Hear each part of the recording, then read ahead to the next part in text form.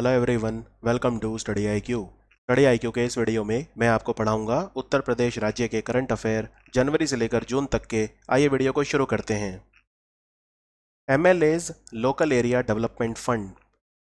MLAs local area development fund क्या होता है? आपने एमपी लैड्स स्कीम सुनी होगी, वैसे ही MLA local area development fund होता है। इसमें जो एक एमएलए है उसको अपनी कॉन्स्टिट्यूएंसी में विकास कार्यों के लिए पहले 3 करोड़ रुपए दिया जाता था। अब कितना दिया जाएगा? तो योगी आदित्यनाथ ने इसको बढ़ाकर अब 5 करोड़ कर दिया है। तो यूपी में हर विधानसभा क्षेत्र में जो एमएलए विधायक है वहाँ का, उसको 5 करोड़ रुपए मिलेंगे जिससे वो वहाँ का विकास कर सके। ये हर साल मिलेंगे 5 करोड़, यानी एनुअल होता है ये।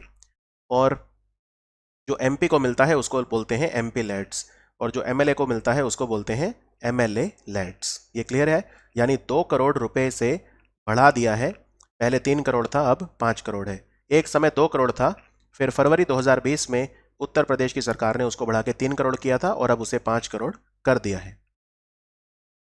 उत्तर प्रदेश का कौन सा शहर है जहां पर एमपीएल 58वां सीनियर नेशनल चेस चैंपियनशिप खेला गया? यानी senior national chess championship UP में, इसका आयोजन कहाँ पे हुआ? तो ये कानपुर में हुआ। तो आंसर है Kanpur. All India Chess Federation ने इसको ऑर्गेनाइज करवाया था। और ये तो पुरुषों वाला है। अगर पूछें महिलाओं वाला जो चेस चैंपियनशिप है, नेशनल चेस चैंपियनशिप, वो कहाँ पे हुआ? तो आंसर होगा भुवनेश्वर। उड़ीसा की कैपिटल भुवनेश्वर में वुमेन्स नेशनल चैंपियनशिप हुआ और पुरुषों वाला कानपुर में हुआ। कानपुर में एक गंगा क्लब है, वहां पर यह हुआ। तो किसने जीता? 18 साल के अर्जुन एरिगासी, ये बने हैं नेशनल चैंपियन। अर्जुन एरिगासी। उत्तर प्रदेश की जो विधानसभा है उसके चुनाव कितने चरणों में इस बार हुए थे? कितने फेजेस में हुए थे, ये आपको बताना है। याद रखिए, इस बार जो चुनाव हुए थे वो 7 फेजेस में हुए थे। तो आंसर है 7 फेजेस। तो इसमें आपको ये ध्यान रखना है कि पहला चरण जो हुआ था 10 फरवरी को हुआ था और 7 मार्च को आखिरी था, और 10 मार्च को रिजल्ट आ ही गए। अच्छा, यूपी में कितनी विधानसभा सीट है? 403। 403 लेजिस्लेटिव असेंबली हैं यूपी में, यानी कि आपको 202 सीट चाहिए अगर आपको सरकार बनानी है। और इस बार बीजेपी ने 255 सीट जीती हैं टोटल। ठीक है, 255 सीट बीजेपी ने जीती और काफ़ी अच्छे बहुमत के साथ बीजेपी ने सरकार बनाई है। अभी अभी मुख्यमंत्री योगी आदित्यनाथ ने पल्स पोलियो अभियान, उसका शिलान्यास किया, उसको लॉन्च किया। तो ये कहाँ से किया? यूपी में कहाँ से इसकी शुरुआत की गई? तो याद रखिए, इसकी शुरुआत गोरखपुर से की गई। आंसर है गोरखपुर। हमारा इसमें ये हमारी कोशिश रहती है कि जो 5 साल से कम उम्र के बच्चे हैं उनको पोलियो की खुराक पिलाई जाए, उनको पोलियो से बचाया जाए। पोलियो जो है वो पोलियो वायरस से फैलता है, और भारत में 2 अक्टूबर 1994 को हमने पोलियो वैक्सीनेशन इंट्रोड्यूस की थी।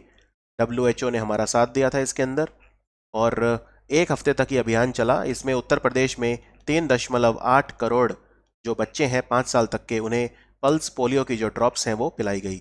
1 लाख से ज़्यादा बूथ बनाए गए थे जहाँ पे पोलियो की दवाएं पिलाई गई, और 76,000 मोबाइल टीम्स भी इसके लिए बनाई गई थी। ठीक है।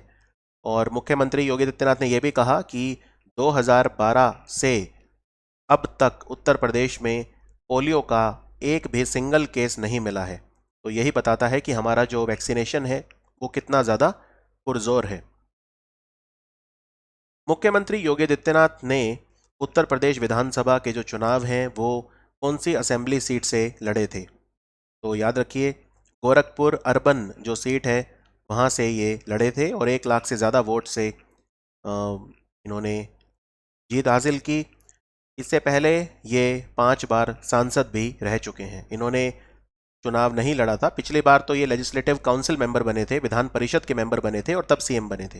लेकिन इस बार इन्होंने गोरखपुर अर्बन से चुनाव जीता, और ये इनका होम सिटी है गोरखपुर। गोरखपुर जो मठ है जिसके ये महंत थे एक समय, तो ये गोरखपुर में लोकेटेड है।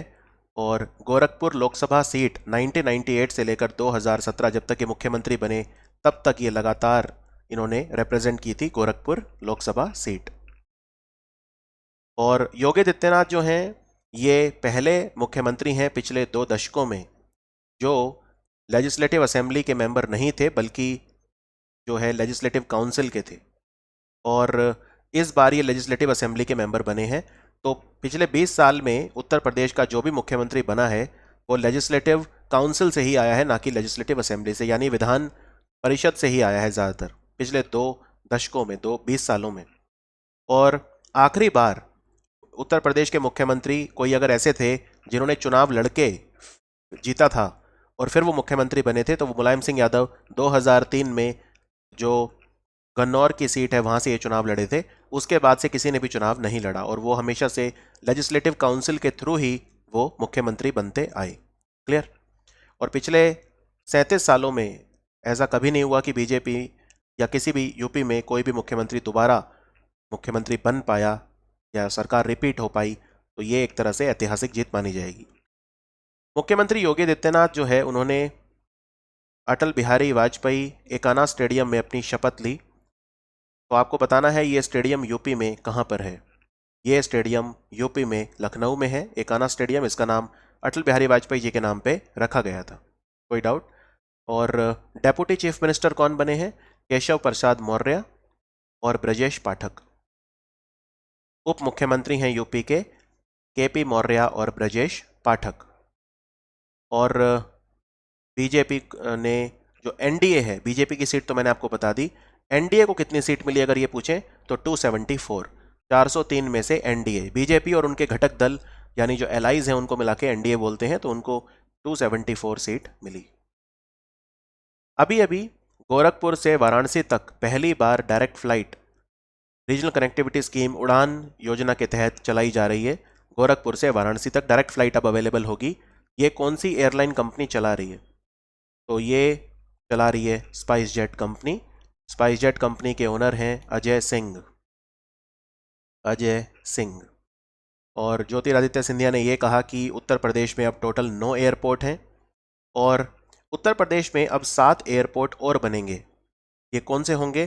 तो सहारनपुर में बनेगा, मुरादाबाद में बनेगा, अलीगढ़ में बनेगा, आजमगढ़ में बनेगा, श्रावस्ती में बनेगा, चित्रकूट में बनेगा और सोनभद्र में बनेगा। मैं रिपीट कर देता हूँ, उत्तर प्रदेश में 7 नए एयरपोर्ट बनेंगे। सहारनपुर, मुरादाबाद, अलीगढ़, आजमगढ़, श्रावस्ती, चित्रकूट और सोनभद्र। इसके अलावा उत्तर प्रदेश में 2 अंतर्राष्ट्रीय एयरपोर्ट भी बन रहे हैं। एक तो नोएडा में बन रहा है और एक अयोध्या में बन रहा है। क्लियर? तो इसी के साथ उत्तर प्रदेश में 18 डोमेस्टिक और 5 इंटरनेशनल एयरपोर्ट हो जाएंगे जब ये 7 नए एयरपोर्ट और 2 इंटरनेशनल एयरपोर्ट बनके तैयार हो जाएंगे। उसके बाद उड़ान योजना 2016 में शुरू की गई थी भारत में नए एयरपोर्ट और नए जो हवाई रास्ते हैं उनको बनाने के लिए। अभी उत्तर प्रदेश के कितने ऐसे कास्ट हैं जिनको शेड्यूल्ड ट्राइब की लिस्ट में इंक्लूड किया गया है? अभी टोटल कितने हैं? तो 15 कास्ट यूपी से ऐसे हैं जो शेड्यूल्ड ट्राइब की लिस्ट में अभी हैं। अभी इनमें कुछ परिवर्तन आ सकते हैं क्योंकि एक बिल आ रहा है, शेड्यूल्ड ट्राइब अमेंडमेंट बिल 2022। ये इंट्रोड्यूस किया गया है लोकसभा में। तो इसमें यह बात की गई है कि उत्तर प्रदेश के 6 कास्ट हैं जिन्हें शेड्यूल्ड ट्राइब में ऐड कर लिया जाए। ये हैं गोंड, धुनिया, नायक, ओझा, पथरी और राजगौड़। गोंड, दुनिया, नायक, ओझा, पथरी और राजगौड़, इन्हें शेड्यूल्ड ट्राइब में ऐड किया जाए। इसके लिए शेड्यूल्ड ट्राइब अमेंडमेंट बिल 2022 आने वाला है। और उत्तर प्रदेश में कितने ऐसे जिले हैं, डिस्ट्रिक्ट हैं जिन्हें शेड्यूल्ड ट्राइब स्टेटस मिला हुआ है, जहां पे इन्हें शेड्यूल्ड ट्राइब स्टेटस ऑलरेडी मिला हुआ है इन कास्ट को? तो 13 डिस्ट्रिक्ट्स ऐसे हैं जहां पे ये जो मैंने आपको 6 कास्ट बताए इन्हें ऑलरेडी शेड्यूल्ड ट्राइब का दर्जा मिला हुआ है। अभी इन्हें शेड्यूल्ड ट्राइब का दर्जा कहाँ देने की बात हो रही है? तो गोंड जो हैं उन्हें संत कबीर नगर, कुशीनगर, चंदौली, संत रविदास नगर, और दुनिया, नायक, ओझा, पथरी और राजगौड़ को भी संत कबीर नगर, कुशीनगर, चंदौली और संत रविदास नगर। तो इन जगह पे इन्हें शेड्यूल्ड ट्राइब में इंक्लूड करने की बात चल रही है। उत्तर प्रदेश की क्या रैंक थी जो तीसरे नेशनल वाटर अवार्ड्स आए उसमें? नेशनल वाटर अवार्ड्स ये बताता है कि जल संरक्षण के मामले में किस राज्य ने कितना अच्छा परफॉर्म किया। उत्तर प्रदेश ने पूरे इंडिया में टॉप किया। ये अवार्ड हमारे जल शक्ति मंत्रालय ने दिए थे। टोटल 57 अवार्ड थे, 11 अलग अलग कैटेगरी में दिए गए थे, लेकिन ओवरऑल यूपी नंबर 1 रहा। और हम विश्व जल दिवस 22 मार्च को मनाते हैं, जो बिहार का स्थापना दिवस भी होता है। वर्ल्ड वाटर डे 22 मार्च को होता है। तो जल शक्ति मंत्रालय ने उत्तर प्रदेश को दिया best state award water conservation में। दूसरे नंबर पर रहा राजस्थान और तीसरे नंबर पर रहा तमिलनाडु। हमारे जल शक्ति मंत्री हैं गजेंद्र सिंह शेखावत, इनकी कॉन्स्टिट्यूएंसी है जोधपुर। और अगर मैं बेस्ट डिस्ट्रिक्ट की बात करूं तो नॉर्थ जोन में मुजफ्फरनगर यूपी का नंबर 1 रहा, सबसे अच्छा परफॉर्म किया। बेस्ट जिला नॉर्थ जोन का मुजफ्फरनगर।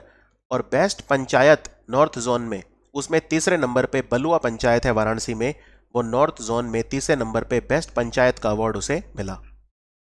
अगर मैं बेस्ट स्कूल की बात करूं जल संरक्षण के मामले में, तो MAT international school Noida UP, वो बेस्ट स्कूल कैटेगरी में तीसरे नंबर पे रहा। ठीक है, तो ये आपको ध्यान रखना है। अगर मैं बात करूं कि सीएसआर के मामले में, यानी कॉरपोरेट सोशल दायित्व जो कंपनियों का है, उसमें क्या यूपी की कोई कंपनी है जिसने अच्छा परफॉर्म किया? हाँ, दूसरे नंबर पे है धर्मपाल सत्यपाल लिमिटेड, नोएडा की कंपनी है। ये सीएसआर के मामले में इंडस्ट्री रैंकिंग में दूसरे नंबर पे रही। इसमें स्कूल और कंपनी वाला चाहे आप छोड़ दें, लेकिन डिस्ट्रिक्ट, पंचायत और ओवरऑल रैंकिंग स्टेट में यूपी की याद रखिए। उत्तर प्रदेश की जो विधानसभा है उसका स्पीकर कौन इलेक्ट किया गया है? ये 18वें स्पीकर होंगे, सभापति होंगे वहां की विधानसभा के। तो क्या नाम है इनका? इनका नाम है सतीश महाना, बीजेपी लीडर है सतीश महाना। और इनसे पहले प्रो टेम स्पीकर थे Rampati Shastri. Pro tem speaker जो होता है बीच में टेम्परेरी, वो थे रामपति शास्त्री। और सतीश महाना जो हैं, ये 18वें व्यक्ति हैं जो स्पीकर बने हैं, और ओवरऑल 23वें स्पीकर हैं ये उत्तर प्रदेश की विधानसभा के। यानी 23rd ये स्पीकर हैं पोजीशन के हिसाब से, और 18वें व्यक्ति हैं, क्योंकि एक व्यक्ति एक से ज़्यादा बार भी स्पीकर रह सकता है। तो इन्होंने स्थान किसका लिया? इन्होंने स्थान लिया पंडित हृदय नारायण दीक्षित का। ठीक है, अगर आपसे पूछें उत्तर प्रदेश विधानसभा के पहले स्पीकर कौन थे, तो पुरुषोत्तम दास टंडन। पुरुषोत्तम दास टंडन। ठीक है, और सबसे ज्यादा समय तक उत्तर प्रदेश की विधानसभा के स्पीकर कौन रहे हैं? तो केसरी नाथ त्रिपाठी। ये 13 साल तक उत्तर प्रदेश की विधानसभा के स्पीकर रहे हैं। अभी अभी उत्तर प्रदेश में लोक निर्मला सम्मान किसे दिया गया? ये उत्तर प्रदेश की जो गवर्नर हैं आनंदीबेन पटेल, उन्होंने ये जो सम्मान दिया वो फोक सिंगर शारदा सिन्हा को दिया। तो आंसर है ऑप्शन ए, यानी लोक गायिका शारदा सिन्हा को ये अवार्ड दिया गया। ये जो फेस्टिवल है सोन चिरैया संस्था उत्तर प्रदेश संगीत नाटक अकेडमी, वहां पर ऑर्गेनाइज किया गया था। इन्हें 1 लाख रुपए का नकद पुरस्कार भी मिला। राइट। और लोक निर्मला सम्मान शुरू किसने किया था?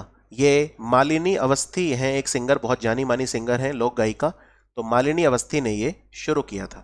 ये सोन चिरैया संस्था की सेक्रेटरी भी हैं।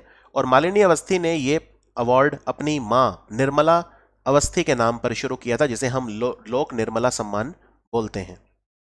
शारदा सिन्हा को इससे पहले 2018 में पद्मश्री भी मिल चुका है, और ये मैथिली फोक सिंगर हैं। 73वां एनुअल कन्वेंशन ऑफ हिंदी साहित्य सम्मेलन, ये उत्तर प्रदेश में कहाँ पे आयोजित किया गया? सालाना जो उनका कन्वेंशन है, सम्मेलन है, ये प्रयागराज में 12 और 13 मार्च को किया गया था। तो आंसर है प्रयागराज। और प्रयागराज में पिछली बार ये सम्मेलन जो हुआ था 1994 में हुआ था, और 7 बार प्रयागराज में हो चुका है। ठीक है, तो ये ध्यान रखिए, इस बार प्रयागराज में हुआ था हिंदी साहित्य सम्मेलन का सालाना अधिवेशन। समाजवादी पार्टी ने इस बार यूपी असेंबली इलेक्शंस में कितनी सीट जीती?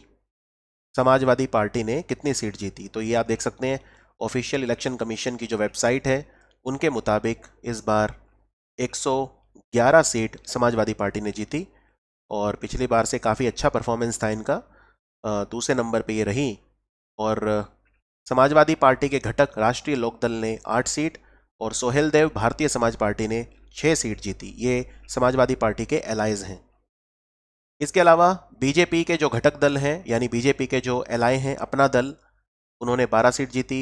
निर्बल, इंडियन शोषित, हमारा आम दल, निषाद, उन्होंने 6 सीट जीती। खैर आप बस शुरू के दो याद रख लो।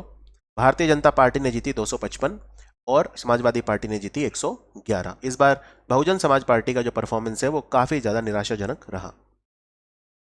आरती राणा और नीरज माधव, इन्हें नारी शक्ति पुरस्कार से सम्मानित किया गया। नीरजा माधव और आरती राणा को।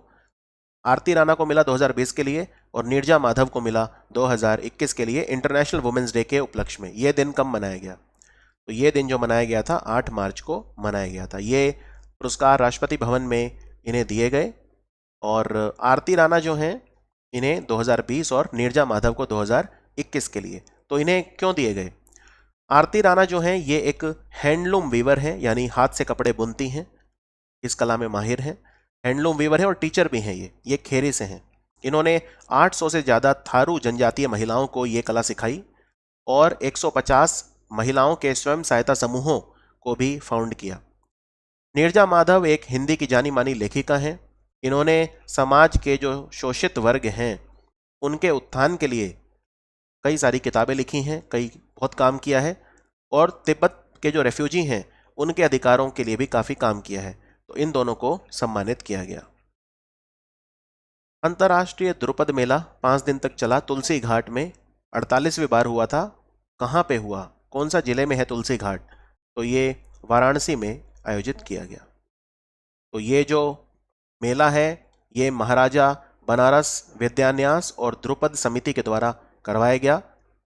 द्रुपद एक बहुत पुराना हिंदुस्तानी क्लासिकल म्यूजिक का आर्ट फॉर्म है और जो द्रुपद गायकी है वो तानपुरा और पखवाज के साथ परफॉर्म की जाती है। इनफैक्ट ऐसा माना जाता है कि बैजू बावरा जो थे वो एक बहुत बड़े द्रुपद संगीतकार थे। अभी अभी 19वां अध्याय भारत और यूएस मिलिट्री कॉपरेशन ग्रुप के बीच हुआ। ये यूपी में आयोजित किया गया था। कहाँ पर? तो यूपी में इस बार ये आगरा में आयोजित किया गया था। India US military cooperation group. इनमें से उत्तर प्रदेश का कौन व्यक्ति है जिसे regional ambassador for India by United Nations environment programme Tunza eco generation tag के लिए अपॉइंट किया गया है? ये 22 साल का बच्चा है, एक अंकित कुमार वर्मा नाम है इसका, और इसे क्षेत्रीय दूत यानी रीजनल एम्बेसडर बनाया गया है यूनाइटेड नेशंस एनवायरनमेंट प्रोग्राम, जिसका हेडक्वार्टर नायरोबी केनिया में है। तुंजा इको जनरेशन। तो अंकित जो है ये एनवायरनमेंट कंजर्वेशन के बारे में सबको बताएगा और अवेयरनेस फैलाएगा।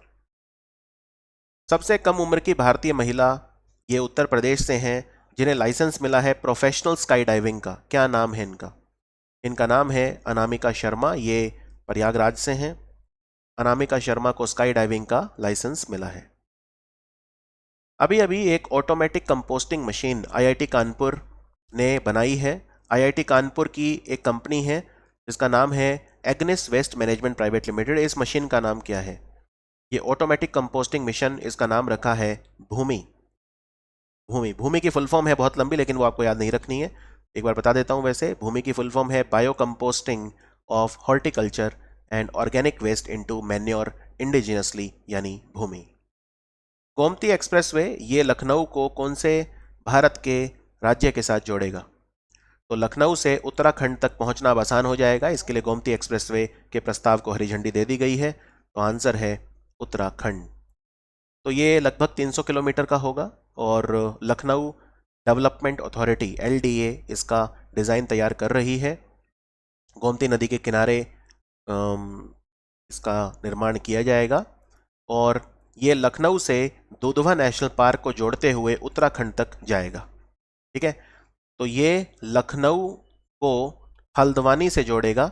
हल्द्वानी एक जगह है जो नैनीताल जिले में आता है। तो ये लखनऊ को हल्द्वानी से जोड़ेगा और लखनऊ में गोमती नदी के किनारे की जो लंबाई है वो लगभग 40 किलोमीटर है। इसमें 15,000 करोड़ से ज़्यादा का खर्चा आएगा। तो ये है गोमती एक्सप्रेसवे, लखनऊ को हल्द्वानी से जोड़ेगा। और दुधवा नेशनल पार्क के अलावा क्या कोई और नेशनल पार्क है यूपी में? नेशनल पार्क तो एक ही है, लेकिन टाइगर रिजर्व 3 है। दुधवा टाइगर रिजर्व है, एक पीलीभीत टाइगर रिजर्व है और एक अमानगढ़ टाइगर रिजर्व यूपी में है। पहले भारतीय कौन है जिन्हें बोल्ट्जमैन मेडल मिला है 2022? ये इलाहाबाद यूनिवर्सिटी के एलमनस हैं, वहाँ से पढ़े हैं ये, मशहूर फिजिसिस्ट हैं, भौतिकी वैज्ञानिक हैं।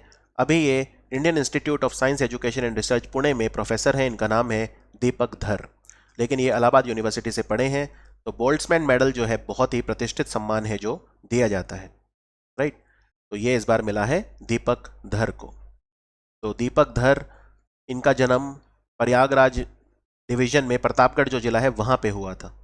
और इनके जो फादर हैं मुरलीधर, वो इलाहाबाद हाई कोर्ट में जज भी थे। अभी अभी चौधरी चरण सिंह इंटरनेशनल एयरपोर्ट जो है वहाँ पर एक नई कार्गो फैसिलिटी शुरू की गई है। ये एयरपोर्ट कहाँ पर है? तो ये जो लखनऊ एयरपोर्ट है उसे चौधरी चरण सिंह एयरपोर्ट हम बोलते हैं। चौधरी चरण सिंह जी का जो जन्मदिन होता है 23 दिसंबर को, हम उसे भारत में किसान दिवस के रूप में भी मनाते हैं, राइट। ये भारत के पूर्व प्रधानमंत्री थे और इन्हीं के 2 दिन के बाद यानी 25 दिसंबर को एक और भारत के पूर्व प्रधानमंत्री का जन्मदिन अटल बिहारी वाजपेयी जी का हम गुड गवर्नेंस डे यानी उत्तम शासन दिवस के रूप में मनाते हैं। दिल्ली से मेरठ तक जो आरआरटीएस कॉरिडोर बन रहा है, ये भारत का पहला रीजनल रैपिड ट्रांजिट सिस्टम होगा, ठीक है। ये दिल्ली से गाजियाबाद होते हुए मेरठ जाएगा और 82 किलोमीटर की जर्नी सिर्फ 1 घंटे में पूरी करेगा। और आरआरटीएस जो ट्रेन होती हैं बहुत ही ज़्यादा हाई स्पीड पे चलती हैं, 160 किलोमीटर प्रति घंटा। आपको बताना है ये जो ट्रेन है इसके डब्बे कहाँ बन रहे हैं, आरआरटीएस के जो कोचेज़ हैं वो कहाँ बन रहे हैं। तो गुजरात में एक जगह है वहाँ पे बन रहे हैं, जगह का नाम है सावली। जगह का नाम है सावली। और ये बना कौन रहा है? तो एक फ्रांस की कंपनी है जिसे एल्स्टॉम बोलते हैं। एल्स्टॉम बना रहा है सावली, गुजरात में। तो अब दिल्ली से मेरठ जाना बहुत ही सुगम हो जाएगा। इस बार कितनी महिला कैंडिडेट्स हैं जिन्होंने उत्तर प्रदेश विधानसभा चुनाव में जीत हासिल करी? तो याद रखिए टोटल नंबर है 33। और इस बार उत्तर प्रदेश के जो चुनाव हुए थे 18वीं उत्तर प्रदेश की विधानसभा थी ये तो ये ध्यान रखिए। ये कौन से नंबर की विधानसभा है? 18वीं। तो इसमें इस बार टोटल 4,442 लोगों ने चुनाव लड़ा था। इनमें 560 महिलाएं थी और 33 जो हैं वो जीती हैं चुनाव इस बार, 560 में से महिलाएं। और 33 में सबसे ज़्यादा बीजेपी की हैं 25, भारतीय जनता पार्टी से सबसे ज़्यादा हैं। और 6 जो है समाजवादी पार्टी से और 1 सिर्फ कांग्रेस से। अगर मैं पुराने चुनाव की बात करूं 2017, तो उसमें 38 महिलाएं थी जो जीती थी, लेकिन इस बार उनकी संख्या थी 33। आगे बढ़ते हैं। इस बार कितनी महिला मंत्री हैं जो उत्तर प्रदेश सरकार में अपॉइंट की गई हैं, इलेक्ट की गई हैं, मंत्री पद जिन्हें मतलब मिला है? तो इस बार ये आपको पता होना चाहिए कि 5 महिलाएं हैं जो मंत्री बनी हैं। कौन कौन हैं ये? तो इनके नाम हैं बेबी रानी मौर्य, ये एमएलए हैं आगरा रूरल कॉन्स्टिट्यूएंसी से। गुलाब देवी, इन्हें स्वतंत्र प्रभार मिला है, मिनिस्टर ऑफ स्टेट, ये चंदौसी कॉन्स्टिट्यूएंसी है। और विजय लक्ष्मी गौतम देवरिया डिस्ट्रिक्ट से हैं, सलेमपुर। और प्रतिभा शुक्ला अकबरपुर रानिया सीट कानपुर देहात में, और रजनी तिवारी शाहाबाद सीट हरदोई में। तो बस इनके आप वो याद रख लो, 5 इस बार हैं। तो 52 मंत्री हैं जिन्होंने शपथ ली है टोटल, ठीक है। इनमें 2 उप मुख्यमंत्री हैं, 16 कैबिनेट मंत्री हैं और 34 हैं राज्य मंत्री यानी मिनिस्टर ऑफ स्टेट। और जो ये 34 हैं इनमें 5 महिलाएं हैं, यानी कोई भी महिला कैबिनेट रैंक पे तो नहीं है लेकिन राज्य मंत्री जरूर है। तो आंसर है इसका 5। आईआईटी कानपुर ने कोलैबोरेट करा है कौन से कंट्री के साथ बायोमेडिकल वेस्ट के ऊपर रिसर्च करने के लिए? जो बायोमेडिकल अपशिष्ट होता है उस पर रिसर्च डेनमार्क के साथ मिलकर करेगा IIT Kanpur. Very very important. South Korea की रानी होंग ओके मेमोरियल पार्क, ये उत्तर प्रदेश में अभी बना है कहाँ पर? तो ये अयोध्या में सरयू नदी के किनारे बना है। तो इसको रामकथा पार्क भी बोलते हैं। अब यहाँ पे बहुत ज़्यादा इसका एक ब्यूटिफिकेशन किया गया है, जीर्णोद्धार किया गया है। तो ये एक साउथ कोरिया की रानी है जिनका भारत से बहुत लंबा रिश्ता है, ऐसा माना जाता है। तो अयोध्या के एक एक्चुअली क्या है ना कि एक प्रिंसेस सूरी रत्ना है अयोध्या की, किंग पद्मासेन और इंदुमती की जो बेटी हैं। राजा पद्मासेन जो थे उन्होंने कौशल के ऊपर राज किया, जो अभी यूपी से उड़ीसा तक का एरिया है, कौशल बोलते थे जिसे, उस पर राज किया। और कुछ कहानियां हैं कि जैसे फॉर एग्जांपल साउथ कोरिया जो है वहाँ पे एक किम सूरो नाम के राजा थे, उन्होंने उनसे विवाह किया और तब उनका नाम हो गया था क्वीन हियो हुआंग, उनका नाम हो गया था। तो इस तरह की कहानियां हैं। तो अब इनके नाम पे एक पार्क भी यहाँ पे बनाया गया है। उत्तर प्रदेश के कौन से जिले में राज्य का पहला काऊ सफारी शुरू किया गया है? तो उत्तर प्रदेश के जालौन में अब काऊ सफारी स्टार्ट की गई है। इटावा में जैसे लायन सफारी है उसी की तर्ज पर बिल्कुल वैसी ही जालौन में अब काऊ सफारी शुरू होगी। तो काऊ सफारी बनने से जो यूपी के आवारा पशु हैं उन पर रोक लगेगी और काऊ सफारी में जाकर लोग गौ सेवा का मौका भी हासिल करेंगे। 300 से 400 हेक्टेयर के बीच में काऊ सफारी शुरू की जाएगी, ध्यान रखिए। और अगर पूछें भारत की पहली काऊ सेंचुरी कहाँ बनी थी, तो मध्य प्रदेश में बनी थी 2017 में, राइट, 2017 में। ये काऊ सफारी मध्य प्रदेश में जो मालवा जिला है वहाँ पे शुरू की गई थी और अब यूपी में शुरू की गई है काऊ सफारी, तो ये जालौन में की गई है। एक्सपोर्ट प्रिपेयर्डनेस इंडेक्स, निर्यात तत्परता सूचकांक में उत्तर प्रदेश की क्या रैंक थी? ये नीति आयोग ने दिया है, इसको गुजरात ने टॉप किया है। निर्यात तत्परता के मामले में गुजरात सबसे आगे है, फिर महाराष्ट्र, फिर कर्नाटक, फिर तमिलनाडु, फिर हरियाणा, तो उत्तर प्रदेश इसमें छठे नंबर पे रहा। निर्यात तत्परता के मामले में छठे नंबर पे ये रहा, कोई डाउट इसमें? तो गुजरात ने टॉप किया, ये भी ध्यान रखिए, और यूपी का जो रैंक था वो भी ध्यान रखिए। अभी अभी कितने पुराने हमारे एंटिकिटीज़ हैं जो ऑस्ट्रेलिया ने भारत को लौटाए मार्च 2022 में? तो काफ़ी सारी चीज़ें हैं इनमें जो चोरी हो गई थी, भारत से चुरा लिए गए थे। तो टोटल 29 स्टोलन पीसेज हैं जो ऑस्ट्रेलिया ने भारत को लौटाए हैं। इनमें यूपी के भी बहुत सारे हैं और बाकी जगह के भी हैं। अगर मैं यूपी की बात करूं तो जैसे फॉर एग्जांपल लक्ष्मी नारायण, एक, अभी ये कहना मुश्किल है कि ये राजस्थान से था या यूपी से था, लेकिन कुछ अखबार राजस्थान बोलते हैं, कुछ यूपी बोलते हैं। 10वीं से 11वीं शताब्दी के बीच एक लक्ष्मी नारायण का बुत था जो वापस ऑस्ट्रेलिया ने हमें लौटाया है। एक काली यंत्र जो है 19वीं सेंचुरी की पेंटिंग है, वाराणसी से पेपर के ऊपर बनाई है वाटर कलर का इस्तेमाल करके, और इस तरह की चीज़ें भारत को लौटाई गई हैं। उत्तर प्रदेश का कौन सा शहर है जो ध्वनि प्रदूषण के मामले में दूसरे नंबर पे रहा? तो ये है मुरादाबाद। पहले नंबर पे था बांग्लादेश की राजधानी ढाका। ये रिपोर्ट दी थी यूनाइटेड नेशन एनवायरनमेंट प्रोग्राम ने। इस रिपोर्ट का नाम था फ्रंटियर्स 2022 नॉइस ब्लेजेस एंड मिसमैचेस। तो इसमें मुरादाबाद जो है वो बहुत ज़्यादा रहा आगे, दूसरे नंबर पे दुनिया में सबसे ज़्यादा ध्वनि प्रदूषण मुरादाबाद में रहा। National dolphin day, national dolphin day ये कब सेलिब्रेट किया जाएगा भारत में अब से? नेशनल डॉल्फिन डे ये नया दिन है, 5 अक्टूबर को अब से भारत में हर साल मनाया जाएगा। पहली बार 5 अक्टूबर 2022 को मनाया जाएगा। ये घोषणा करी हमारे पर्यावरण मंत्री भूपेंद्र यादव ने। और भारत में डॉल्फिन जो मिलती हैं उनमें गैंगेटिक डॉल्फिन जो है वो काफ़ी इंपॉर्टेंट होती है, ऑफ कोर्स यूपी में भी पाई जाती है। इसके अलावा भारत में इंडस रिवर डॉल्फिन भी मिलती है। इंडस डॉल्फिन भारत में सिर्फ ब्यास नदी में मिलती है, अब तो ज़्यादा बची नहीं है, लेकिन जो गंगा नदी में मिलती हैं वो इम्पॉर्टेंट हैं। और गंगा में मिलने वाली डॉल्फिन को इंडिया का नेशनल एक्वेटिक एनिमल भी डिक्लेयर किया गया था, नेशनल एक्वेटिक एनिमल। उत्तर प्रदेश का कौन सा शहर है जहाँ पे पहला तैरता हुआ सीएनजी स्टेशन इनॉग्रेट किया गया? ये दुनिया का पहला तैरता हुआ सीएनजी फिलिंग स्टेशन है। तो ये खिड़किया घाट वाराणसी में इनॉग्रेट किया गया। खिड़किया घाट वाराणसी में इनॉग्रेट किया गया।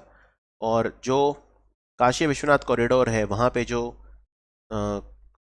कार्स हैं उनमें ये उनके अंदर जो है फ्यूल ये प्रोवाइड करेगा। ठीक है, तो gas authority of India limited ने इसको शुरू किया है अभी अभी, और ये वाराणसी में स्टार्ट किया गया है। अभी अभी कौन व्यक्ति हैं यूपी के जिन्हें साहित्य अकेडमी अवार्ड मिला हिंदी भाषा के लिए? इन्हें अपनी किताब सम्राट अशोक के लिए ये अवार्ड दिया गया। तो इनका नाम है दया प्रकाश सिन्हा। दया प्रकाश सिन्हा को साहित्य अकेडमी अवार्ड दिया गया अपनी किताब सम्राट अशोक के लिए। इनका जन्म उत्तर प्रदेश के कासगंज में हुआ था। उत्तर प्रदेश के कासगंज में 2 मई 1935 को हुआ था। उत्तर प्रदेश की पहली joy ride train 107 kilometre metre gauge route जो लखीमपुर खेरी और बहराइच के बीच में चली, तो ये कौन से टाइगर रिजर्व से पास होके चली? तो ये दुधवा जो टाइगर रिजर्व है उसके अंदर से ये पास हुई। ये उत्तर प्रदेश की पहली जॉय राइड ट्रेन है। एग्जैक्ट लोकेशन आप चाहते हैं अगर, तो लखीमपुर खेरी में मैलानी और बहराइच में बिछिया नाम की जगह है, उनके बीच में ये पहली जॉय राइड ट्रेन यूपी में चली। ये हेरिटेज स्पेशल ट्रेन है जो इस रूट पे चली। इससे पर्यटन को बढ़ावा मिलेगा। इसमें सारी अत्याधुनिक जो सुविधाएं हैं वो मौजूद हैं। Dudhwa tiger reserve mainly Lakhimpur Kheri और बहराइच में ही फैला हुआ है। यहाँ पे इस टाइगर रिजर्व में Dudhwa national park, Kishanpur wild life sanctuary और कटरनिया घाट वाइल्ड लाइफ सेंचुरी आते हैं। उत्तर प्रदेश का कौन सा डिस्ट्रिक्ट है जहाँ पे डॉग क्रेमेटोरियम एस्टेब्लिश किया गया है? यानी जो डॉग होते हैं उनके लिए एक तरह का शमशान, क्रेमेटोरियम, शवदाह गृह बोलते हैं इसे। तो ये दिल्ली से सटे गाजियाबाद में इसको सेटअप किया गया है। यहाँ पे पीएनजी गैस से चलने वाली पेट क्रीमेटर मशीन से पालतू और जो आवारा डॉग हैं उनके शवों का अंतिम संस्कार किया जाएगा। और ये हिंडौन नदी के एकदम बाजू में है ये जगह जहाँ पे ये सेटअप किया गया है। भारत का पहला देसी डक प्लेग वैक्सीन ये इंडियन वेटरनरी रिसर्च इंस्टीट्यूट इज्जत नगर यूपी में ये बनाई है दवाई इन्होंने। ये भारत की पहली दवाई है, वैक्सीन है, जो बतखों में अगर प्लेग हो जाए उसके लिए तैयार की गई है इंडियन वेटरनरी रिसर्च इंस्टीट्यूट के द्वारा। ये कहाँ पर है? ये जो इंस्टीट्यूट है ये बरेली यूपी में आता है, इंडियन वेटरनरी रिसर्च इंस्टीट्यूट। और डक प्लेग जो है काफ़ी कंटेजियस डिजीज़ है और ये डक्स में, बतखों में, स्वान वगैरह में काफ़ी तेज़ी से फैलता है। अभी अभी एक बॉडी प्रोटेक्टर है जो स्पेशली डिज़ाइन किया गया है जो वुमेन पुलिस ऑफिसर हैं यूपी उनके लिए। इसका नाम क्या रखा गया है? तो इसका जो नाम है वो प्रज्वल रखा गया है। प्रज्वल एक बॉडी प्रोटेक्टर है जिसे खास तौर पर महिला पुलिस कर्मियों के लिए डिज़ाइन किया गया है। ये एसिड प्रूफ और वाटर प्रूफ है और लगभग 5 किलो वज़न है इसका। राइट, तो लॉ एंड ऑर्डर जो है उसकी जो स्थिति है उसको बेहतर करने में ये महिला पुलिस कर्मियों का साथ देगा। उत्तर प्रदेश का कौन सा जिला है जहां पे दुनिया का सबसे ऊंचा prilling tower of the fertiliser factory लगा है? इसे हिंदुस्तान फर्टिलाइजर और रसायन लिमिटेड के द्वारा लगाया गया है इस टावर को। तो ये जो टावर है अभी अभी गोरखपुर में लगा है। ये दुनिया का सबसे ऊंचा प्रेलिंग टावर है किसी भी फर्टिलाइजर फैक्ट्री का। ये कुतुब मीनार के भी 2 गुना लगभग ऊंचा है लंबाई में। इसकी जो ऊंचाई है 149.5 मीटर है और कुतुब मीनार की ऊंचाई लगभग 72 मीटर है। तो इतना ऊंचा है ये। अभी अभी इनमें से कौन व्यक्ति हैं जिन्होंने संत कबीर एकेडमी और रिसर्च सेंटर का उद्घाटन किया? राइट, तो ये मगहर संत कबीर नगर डिस्ट्रिक्ट यूपी में किया गया। तो ये उद्घाटन किसने किया? याद रखिए ये जो उद्घाटन है अभी अभी हमारे भारत के जो राष्ट्रपति हैं रामनाथ कोविंद जी, ये 14वें राष्ट्रपति हैं भारत के, इन्होंने किया। और राष्ट्रपति रामनाथ कोविंद कहाँ से हैं? इनका गांव है परौंख। ये परौंख गांव कानपुर देहात में आता है। कानपुर देहात जिले में इनका गांव है परौंख। अभी अभी FSSAI यानी खाद्य सुरक्षा प्राधिकरण जो है, खाद्य नियामक, food safety and standard authority of India, इन्होंने खाद्य सुरक्षा सूचकांक दिया 4थी बार। इसमें यूपी का रैंक क्या था बड़े राज्यों में? आप देख सकते हैं यहाँ पे कि तमिलनाडु खाद्य सुरक्षा के मामले में नंबर 1 रहा और उत्तर प्रदेश 8वें नंबर पे रहा। ओडिशा और यूपी दोनों जॉइंट 8th इस इंडेक्स के अकॉर्डिंग थे। सबसे ज़्यादा खाद्य सुरक्षा के मामले में अच्छा परफॉर्मेंस था तमिलनाडु। छोटे राज्यों में गोवा नंबर 1 रहा और यूनियन टेरिटरी में जम्मू कश्मीर नंबर 1 रहा। अभी अभी पहला मंदिर कौन सा है उत्तर प्रदेश का जो पूरी तरह से कार्बन मुक्त घोषित किया गया है? कार्बन मुक्त भी और डस्ट पार्टिकल फ्री भी, दोनों। ये कौन सा मंदिर है? ये मंदिर है काशी विश्वनाथ मंदिर, जो वाराणसी में है। काशी विश्वनाथ 12 ज्योतिर्लिंग में से एक है। यहाँ पे जगह जगह पर एयर प्योरीफायर जो है वो लगाए गए हैं, और पास ही में मणिकर्णिका घाट वगैरह में जो लोग चिता जलाते हैं, पायर जलाते हैं, उसके कारण काशी विश्वनाथ जो धाम है वहाँ पर बहुत ज़्यादा PM 2.5 और PM 10 प्रदूषण देखा गया था। और कंस्ट्रक्शन भी काफ़ी हुई है यहाँ पर, लेकिन अभी यहाँ पे हेपा फिल्टर लगाए गए हैं बहुत सारे। इस वजह से अब यहाँ पूरी तरह से इसे कार्बन और डस्ट पार्टिकल फ्री डिक्लेयर किया गया है। एक पोर्टल है जो अभी उत्तर प्रदेश की सरकार ने बनाया है, जिसमें जो मूवेबल और इमूवेबल एसेट हैं, जो भी उत्तर प्रदेश लोक सेवा आयोग के ऑफिसर हैं वो अपनी पूरी संपत्ति डिक्लेयर कर सकते हैं, उनके पास कितने मूवेबल और इमूवेबल एसेट हैं। तो इस पोर्टल का नाम क्या है? इसका नाम है sparrow UP portal. Sparrow UP portal इसका नाम है। अभी अभी उत्तर प्रदेश का कौन सा रेलवे स्टेशन है जिसे इंडियन ग्रीन बिल्डिंग काउंसिल के द्वारा ग्रीन रेटिंग दी गई है? ग्रीन रेटिंग मिलना मतलब वो कार्बन तटस्थ है, कार्बन का उत्सर्जन बहुत ज़्यादा वहाँ से नहीं होता है, ग्रीन है। तो ये है आगरा कैंट, आगरा कैंटोनमेंट। इसको इंडियन ग्रीन बिल्डिंग काउंसिल के द्वारा ग्रीन रेटिंग दी गई है। अभी अभी उत्तर प्रदेश का कौन सा मंदिर है जिसे भोग सर्टिफिकेट मिला है? Eat Right programme of the FSSAI। Bhog मतलब होता है blissful hygienic offering to god. अगर किसी मंदिर को भोग सर्टिफिकेट मिलता है मतलब उसके द्वारा दिए जाने वाला जो प्रसाद है वो पूर्ण रूप से स्वस्थ है, स्वच्छ है और उसकी गुणवत्ता पर किसी तरह का शक नहीं किया जा सकता। तो ये सर्टिफिकेट अभी प्रेम मंदिर और इस्कॉन मंदिर को मिला है वृंदावन में। तो आंसर है प्रेम मंदिर और इस्कॉन मंदिर वृंदावन। भोग सर्टिफिकेट, भोग की फुल फॉर्म है blissful hygienic offering to god. ये 2018 में सर्टिफिकेट शुरू किया गया था। आगे बढ़ते हैं। उत्तर प्रदेश का कौन सा जिला है जहां पे राज्य का पहला ट्रांसजेंडर सेल बनाया गया है? यानी एक ऐसा पुलिस हेल्प सेंटर है ये जो ट्रांसजेंडर्स के जो इश्यूज हैं खास तौर पे उनके प्रति संवेदनशील रहेगा और उनकी मदद करेगा। तो ये केसरबाग कोतवाली लखनऊ पुलिस कमिश्नरेट में बनाया गया है। तो आंसर है लखनऊ, केसरबाग कोतवाली लखनऊ। उत्तर प्रदेश की सरकार ने डिसाइड करा है कि सरयू रिवर फ्रंट बनेगा सरयू नदी अयोध्या में। इसकी टोटल लंबाई कितनी होगी? भारत के कई सारे राज्य हैं जहां पे रिवर फ्रंट बन रहे हैं, जैसे जम्मू में तावी नदी रिवर फ्रंट बन रहा है। तो सरयू नदी रिवर फ्रंट, ये इसकी टोटल लंबाई जो होगी वो होगी 2 किलोमीटर। 2 किलोमीटर। इसके अलावा राम जन्मभूमि टेम्पल यहाँ पे बन रहा है। रिवर फ्रंट के बनने से पर्यटन का विकास यहाँ पर होगा।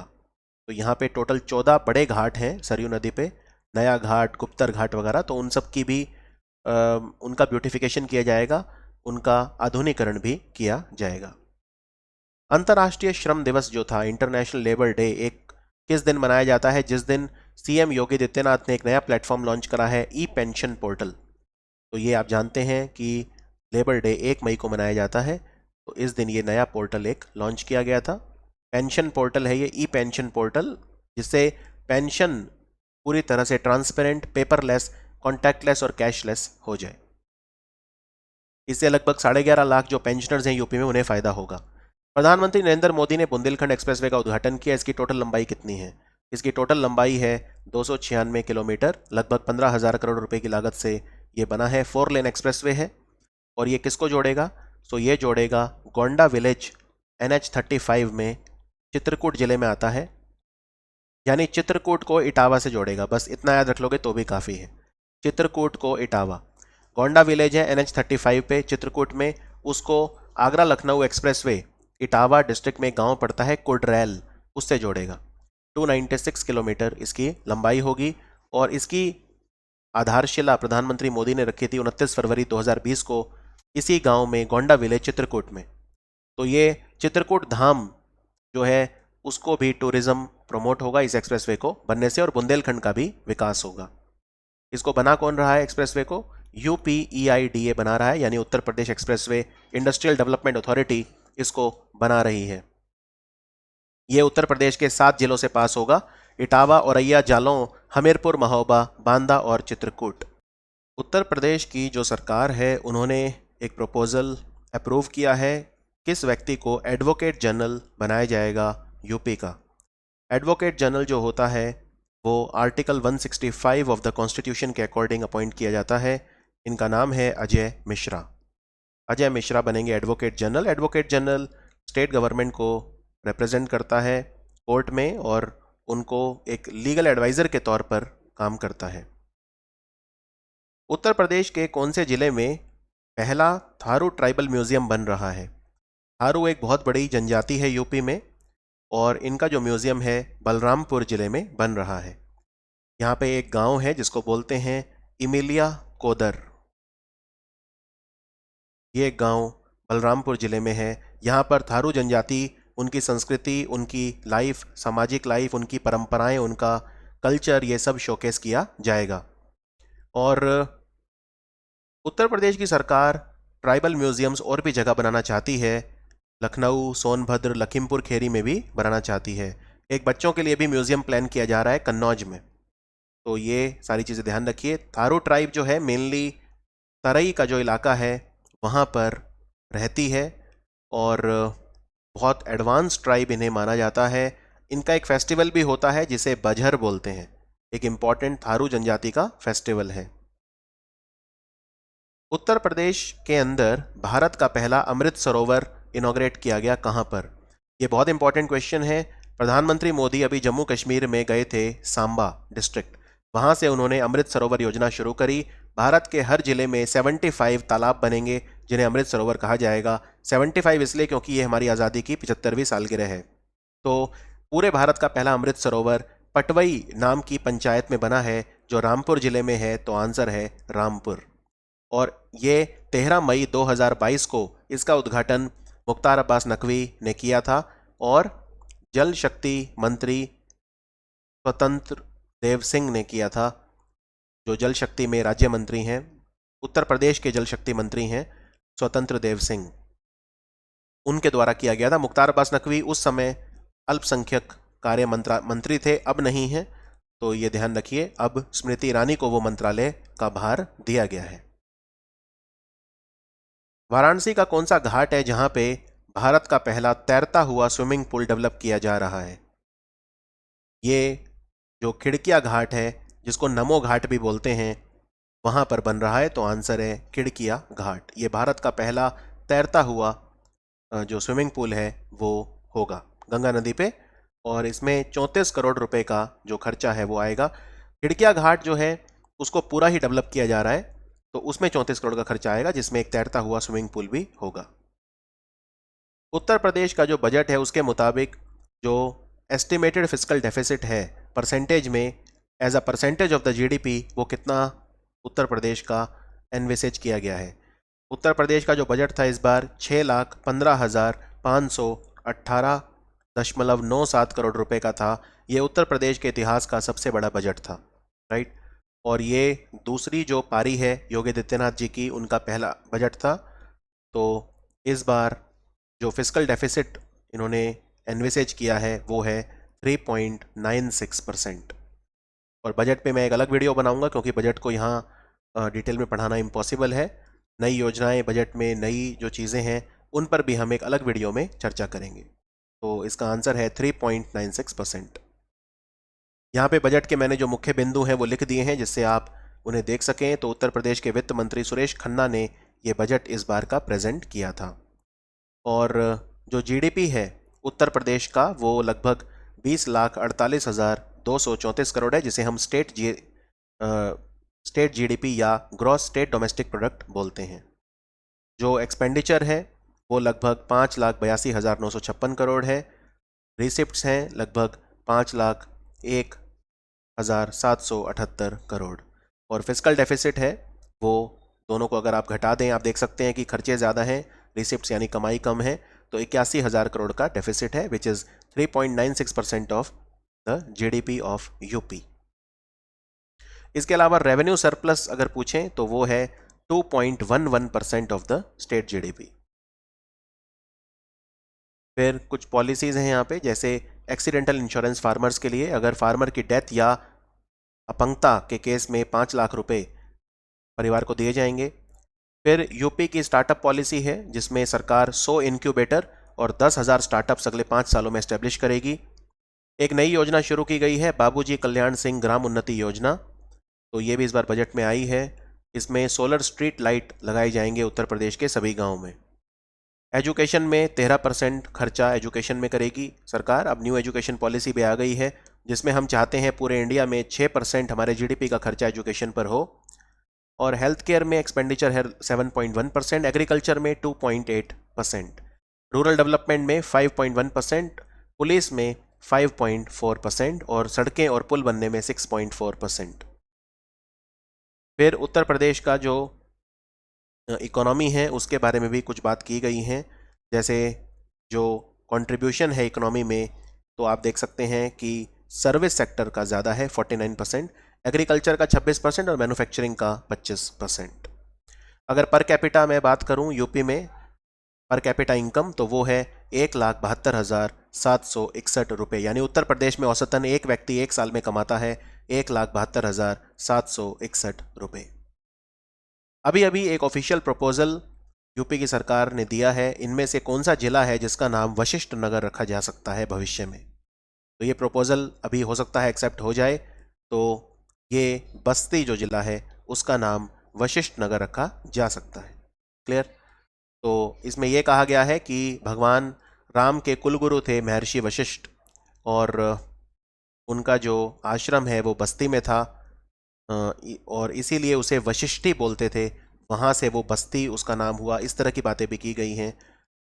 यहाँ पे जो मखौरा धाम जो है उसकी बात भी की गई है, जहाँ पे भगवान दशरथ ने यज्ञ किया था, महर्षि वशिष्ठ ने वो यज्ञ करवाया था। तो बस्ती जो जिला है उसकी ऐतिहासिक, सांस्कृतिक और भौगोलिक इम्पोर्टेंस है काफ़ी, और पुराने समय में ये कौशल एम्पायर का हिस्सा हुआ करता था। राइट। गोरखपुर से अलग होके ये एक नया जिला बना था, बस्ती। उत्तर प्रदेश की क्या रैंक है पिछले 5 सालों में गवर्नमेंट ई मार्केट प्लेस पर इन्होंने जो सामान खरीदा उसमें? तो उत्तर प्रदेश की रैंक नंबर 1 है। गवर्नमेंट ई मार्केट प्लेस पर सरकारी विभाग, सरकारी मंत्रालय वगैरह जो हैं सामान खरीदते हैं। ऑक्शन, ई बिडिंग, रिवर्स ऑक्शन, ये सब होता है। 2016 में लॉन्च किया गया था, और इस साल कॉपरेटिव्स भी इसमें ऐड किए गए हैं, यानी भारत के सहकारी संगठन भी अब यहाँ से सामान खरीद सकते हैं। तो पूरे उत्तर प्रदेश जो है वो नंबर 1 इसमें रहा। योगी आदित्यनाथ, उन्होंने स्कूल चलो अभियान की शुरुआत कौन से जिले से करी? स्कूल चलो अभियान, इसका लक्ष्य ये है कि 100% एनरोलमेंट हो प्राइमरी और अपर प्राइमरी स्कूल में। तो एक जिला जो है जहाँ से शुरुआत हुई वो है श्रावस्ती, 4 अप्रैल 2022 को, 4 अप्रैल 2022। और आपको बता दूं उत्तर प्रदेश में एक ऑपरेशन कायाकल्प भी चलाया गया था 2017 में, जिसमें स्कूलों में एक व्यापक तब्दीली की बात की गई। स्कूलों में अत्याधुनिक सुविधाएं देना, डिजिटल बोर्ड, फर्नीचर, टॉयलेट्स वगैरह बनवाना, मिड डे मील वगैरह की सुविधा देना, ऑपरेशन कायाकल्प के तहत ये तब्दीली देखने को मिली थी। उत्तर प्रदेश के बहुत सारे ऐसे ज़िले हैं जहाँ पे साक्षरता बहुत कम है, जैसे श्रावस्ती, बहराइच, बलरामपुर, बदायूं, रामपुर इत्यादि। तो उनमें फोकस किया जाएगा। स्कूल चलो अभियान 1 महीने तक चलेगा। उत्तर प्रदेश की सरकार ने डिसाइड करा है कि Uttar Pradesh special security force की 6ठी बटालियन वो एस्टेब्लिश करेंगे। कहाँ पे करेंगे? तो ये अयोध्या में एस्टेब्लिश की जाएगी। अयोध्या में अब क्योंकि अब टूरिज्म भी बढ़ेगा, तो वहाँ सिक्योरिटी इशू ना हो किसी तरह के। इससे पहले लखनऊ, गोरखपुर, प्रयागराज, मथुरा और सहारनपुर में 5 बटालियन जो है डिप्लॉय की जा चुकी हैं।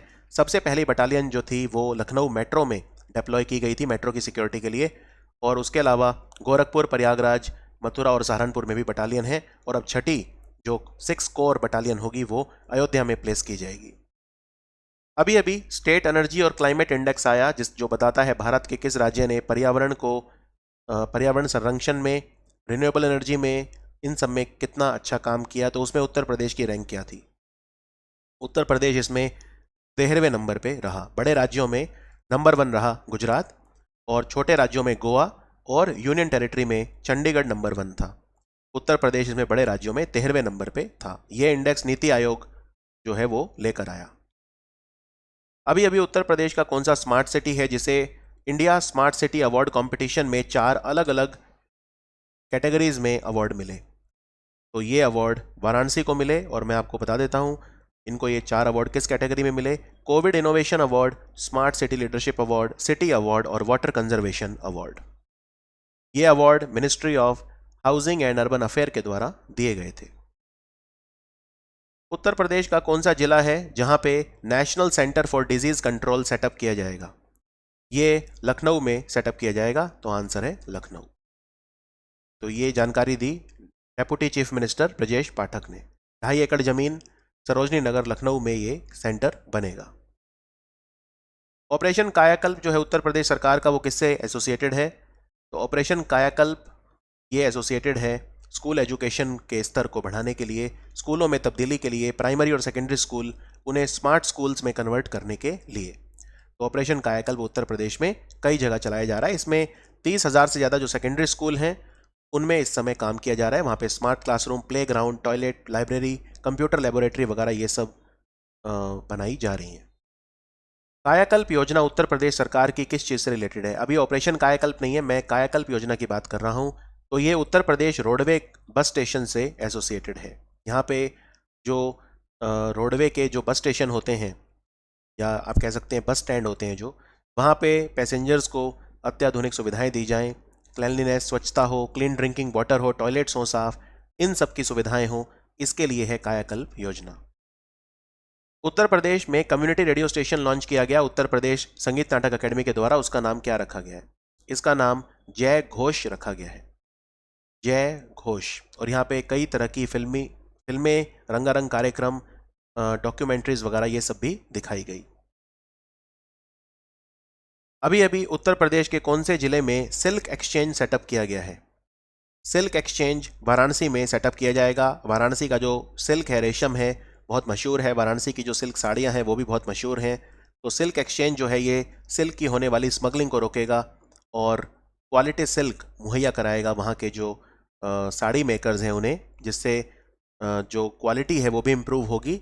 और आप जानते हैं एक ज़िला एक उत्पाद योजना भी चल रही है, जिसमें हम जो ये सिल्क साड़ीज़ वगैरह हैं इनको भी प्रमोट कर रहे हैं, तो उसमें भी हेल्प मिलेगी। नेशनल फूड सिक्योरिटी एक्ट, राष्ट्रीय खाद्य सुरक्षा अधिनियम, इसके तहत जो इसका कार्यान्वयन है, यानी कि इसको लागू करने में भारत के जो राज्य हैं उसमें उत्तर प्रदेश की रैंक क्या रही? तो बड़े राज्यों में आप देख सकते हैं कि उत्तर प्रदेश दूसरे नंबर पे रहा, उड़ीसा सबसे अच्छा रहा, इसमें यूपी की रैंक थी नंबर 2। ये पहली बार रैंकिंग आई है नेशनल फूड सिक्योरिटी एक्ट को लागू करने में। उत्तर प्रदेश भारत में दूसरे नंबर पे रहा उड़ीसा के बाद। छोटे राज्यों की बात करें तो उसमें त्रिपुरा ने बाजी मारी, त्रिपुरा उसमें नंबर 1 रहा। क्लियर? वो राज्य जिन्होंने बहुत अच्छा परफॉर्म नहीं किया या सबसे खराब परफॉर्म किया, उनमें पंजाब, हरियाणा, दिल्ली वगैरह, इनका परफॉर्मेंस सबसे खराब रहा। और ये जो राष्ट्रीय खाद्य सुरक्षा अधिनियम है, इसमें क्या मिलता है? बहुत ही सस्ता अनाज मिलता है। 3 रुपये किलो चावल, 2 रुपये किलो गेहूं वगैरह मिलता है। और 2 तरह के हाउस होल्ड होते हैं, अंत्योदय अन्न कैटेगरी और पीएचएच कैटेगरी। अंत्योदय तो बहुत ही गरीब हो गया, अंत्योदय अन्न कैटेगरी, इसमें 35 किलो राशन मिलता है एक परिवार को 1 महीने में, बहुत ही सब्सिडाइज्ड। और प्रायोरिटी हाउस होल्ड में एक परिवार में एक व्यक्ति को 5 किलो राशन मिलता है। तो ये ध्यान रखना है आपको, अंत्योदय अन्न कैटेगरी में 35 किलो पर फैमिली पर मंथ, और प्रायोरिटी हाउस होल्ड में एक परिवार को 1 महीने के लिए 5 किलो, एक व्यक्ति को 5 किलो 1 महीने के लिए। राष्ट्रीय कौशल विकास निगम यानी नेशनल स्किल डेवलपमेंट कॉरपोरेशन और यूएई ने मिलकर एक skill India development centre, skill India international centre बनाया है यूपी में। कहाँ पर? तो ये बनाया गया है वाराणसी, यूपी में। यहाँ पे लोगों को ट्रेनिंग दी जाएगी जिससे वो फिर यूएई में जाके जॉब कर सकें। राइट? तो काफ़ी इंपॉर्टेंट है, यहाँ पे बहुत तरह की ट्रेनिंग दी जाएगी जिससे वो फिर यूएई में बहुत सारे इंपॉर्टेंट प्लेसेस हैं, जैसे दुबई है, अबू धाबी है, रास अल खमैया वगैरह है, वहाँ पे जाके आप जॉब कर सकते हैं। अभी अभी उत्तर प्रदेश की सरकार ने जो एनर्जी यानी विद्युत रिलेटेड अगर आपकी शिकायतें हैं उनके को सुलझाने के लिए एक पोर्टल लॉन्च किया है। इसका नाम क्या रखा है? इसका नाम है संभव पोर्टल। संभव की फुल फॉर्म है systemic administrative mechanism for bringing happiness and value. तो शिकायतों का निस्तारण वो हो, इसके लिए संभव पोर्टल। और ये ज़्यादातर शिकायतें इनमें जो बिजली विभाग है, विद्युत, इलेक्ट्रिसिटी, एनर्जी और अर्बन डेवलपमेंट रिलेटेड शिकायतें, वो यहाँ पे आप दर्ज कर सकते हैं। उत्तर प्रदेश का कौन सा शहर है जो पूरे भारत का पहला शहर बना है जहाँ पे वैक्यूम बेस्ड सीवर सिस्टम शुरू किए गए हैं? सीवर वगैरह जो हैं, सेप्टिक टैंक, इनको साफ करने के लिए किसी व्यक्ति को अब नहीं जाना पड़ेगा। इसमें वैक्यूम बेस्ड सीवर को साफ करने की टेक्नोलॉजी है। तो इसमें नेदरलैंड हमारी मदद कर रहा है। वैसे भी भारत और नेदरलैंड के बीच एक प्रोजेक्ट भी है जिसको लोटस HR प्रोजेक्ट बोलते हैं। इसमें 100 करोड़ रुपए का खर्चा होगा और ये आगरा जो है यूपी का पहला शहर है जहां पे वैक्यूम बेस्ड सीवर सिस्टम लगाया गया है। हुनर हाट 41वां अध्याय कहाँ पे आयोजित किया गया? हुनर हाट का आयोजन कौन करता है? हमारा अल्पसंख्यक कार्य मंत्रालय करता है। 41वां हुनर हाट ये आगरा में ही आयोजित किया गया था। तो आंसर है आगरा। और बहुत सारे जो आर्टिजान होते हैं, क्राफ्ट्समैन होते हैं, शिल्पकार होते हैं, हस्तशिल्प के लोग होते हैं, वो यहाँ आकर अपनी प्रदर्शनी करते हैं। यहाँ पे वोकल फॉर लोकल की हम बात करते हैं और विश्वकर्मा वाटिका भी यहाँ पे उनका आयोजन भी किया जाता है। Para national table tennis championship जो हुई वुमेन्स कैटेगरी, उसमें विनर यूपी की एक लड़की थी। इसका क्या नाम है? ये कानपुर की है, इनका नाम है प्राची पांडे। इन्होंने पैरा नेशनल टेबल टेनिस प्रतियोगिता में स्वर्ण पदक जीता। ये कानपुर को पहला स्वर्ण पदक मिला है para national table tennis championship में। अभी अभी कौन सा शहर है यूपी का जहां पे INS गोमती का शौर्य स्मारक बनेगा? INS गोमती जहाज ने भारत की काफ़ी सेवा करी है और लेकिन अब इसको डीकमीशन कर दिया है, सेवानिवृत्त हमने कर दिया है। तो इसको लखनऊ में ले जाकर म्यूजियम बना दिया जाएगा। तो आंसर है लखनऊ, क्योंकि लखनऊ गोमती नदी के किनारे है। ये जो हमारा बहुत पुराना जहाज है, याद रखिए, इसको म्यूजियम बनाया जाएगा। 1984 में ये बनना स्टार्ट हुआ था, लॉन्च हुआ था। 1988 में सेना में कमीशन हुआ था। तो 34 साल इसने अपनी सेवा, शानदार सेवा भारत को दी है INS गोमती ने। पद्मश्री डॉक्टर रमाकांत शुक्ला, इनका निधन हो गया। ये कौन से फील्ड से रिलेटेड थे? ये खुर्जा से थे, खुर्जा बुलंदशहर में है, वहाँ से थे। बहुत बड़े संस्कृत के विद्वान और हिंदी के विद्वान थे। तो आंसर है साहित्यिक विद्वान थे। अभी अभी इंडिगो कंपनी के को फाउंडर राकेश गंगवाल ने 100 करोड़ रुपया दान दिया है। कौन से इंस्टीट्यूट को? वहाँ पे मेडिकल स्कूल बनेगा उनके कैंपस में। तो ये इन्होंने अभी अभी IIT कानपुर को दान दिया है। तो आंसर है IIT कानपुर। और इंडिगो कंपनी जो है, इसकी अभिभावक कंपनी है inter globe aviation. Inter globe aviation. अभी अभी कौन व्यक्ति हैं यूपी के जिन्हें सरस्वती सम्मान मिला है? सरस्वती सम्मान 1991 में स्टार्ट किया गया था के बिरला फाउंडेशन के द्वारा। ये मिला है प्रोफेसर राम दरश मिश्रा को, उनकी किताब मैं तो यही हूँ के लिए। किताब का नाम है मैं तो यही हूँ। ये इनका काव्य संकलन है, यानी कि कलेक्शन ऑफ पोएम्स है, और बहुत ही आउटस्टैंडिंग ये अवार्ड है। 15 लाख रुपए इसमें इनाम मिलता है कैश, साथ में एक पत्र मिलता है, साइटेशन मिलता है, और 31वां सरस्वती सम्मान इन्हें दिया गया। उत्तर प्रदेश के मुख्यमंत्री योगी आदित्यनाथ जी ने अभी अभी एक सड़क और एक चौराहा केरावाली में गोकुल सिंह जाट के नाम पे उसका नाम रखा। तो आपको बताना है ये जो केरावाली नाम की जगह है ये कौन से जिले में आती है। एक बहुत बड़े जाट वॉरियर थे, योद्धा थे, जिनका नाम था गोकुल जाट, उनके नाम पे रखा है और ये आगरा जिले में आती है। तो आंसर है आगरा। आगरा शहर ने अपना मास्टर प्लान भी दिया है 2031 के लिए। 2031 आगरा मास्टर प्लान। और आपको बता दूं कि सन 1669 से 1670 जो मथुरा के जाट हैं, उन्होंने गोकुल जाट की अगुवाई में एक आंदोलन किया, ठीक है, और उस समय जो मुगल का शासन था उसके खिलाफ आवाज उठाई थी, क्योंकि मुगल जो थे उन्होंने काफी सारे हिंदू टेम्पल्स को डिस्ट्रॉय किया था। तो ये जो आंदोलन था, गोकुल जाट ने इस आंदोलन को लीड किया था। इनका कंट्रीब्यूशन सराहते हुए केरावाली में एक रोड और एक स्क्वायर, उसका नाम गोकुल सिंह जाट के नाम पे रखा है। वर्ल्ड वेटलैंड डे ये कब मनाया जाता है हर साल? वेटलैंड होते क्या हैं? दलदली कीचड़ वाले इलाके या झीलें, आर्द्र भूमि बोलते हैं।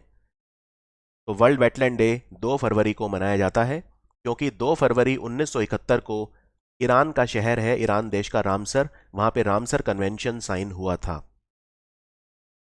और ये question with respect to UP काफी इंपॉर्टेंट है क्योंकि सबसे ज्यादा रामसर साइट अब भारत में यूपी में है। ठीक है, पूरे भारत में 49 रामसर साइट अब हो गए हैं, रामसर स्थल, और सबसे ज्यादा इनमें 10 यूपी में है। तो मेरा क्वेश्चन उसी से मिलता जुलता है कि वर्ल्ड वेटलैंड डे के दिन हमारे पर्यावरण मंत्री भूपेंद्र यादव, जो हमारे लेबर मिनिस्टर भी हैं, श्रम मंत्री भी हैं, उन्होंने बखीरा वन्य अभ्यारण्य, बखीरा वाइल्ड लाइफ सेंचुरी को रामसर स्थल डिक्लेयर किया। ये कहाँ पे है? बखीरा पहले पक्षी विहार भी था, फिर ये वाइल्ड लाइफ सेंचुरी भी था, तो ये कहाँ पे है? ये संत कबीर नगर डिस्ट्रिक्ट में आता है। ये रामसर साइट अभी अभी बना है। एक बखीरा और एक गुजरात के जामनगर में है झील, जिसको बोलते हैं खिजड़िया।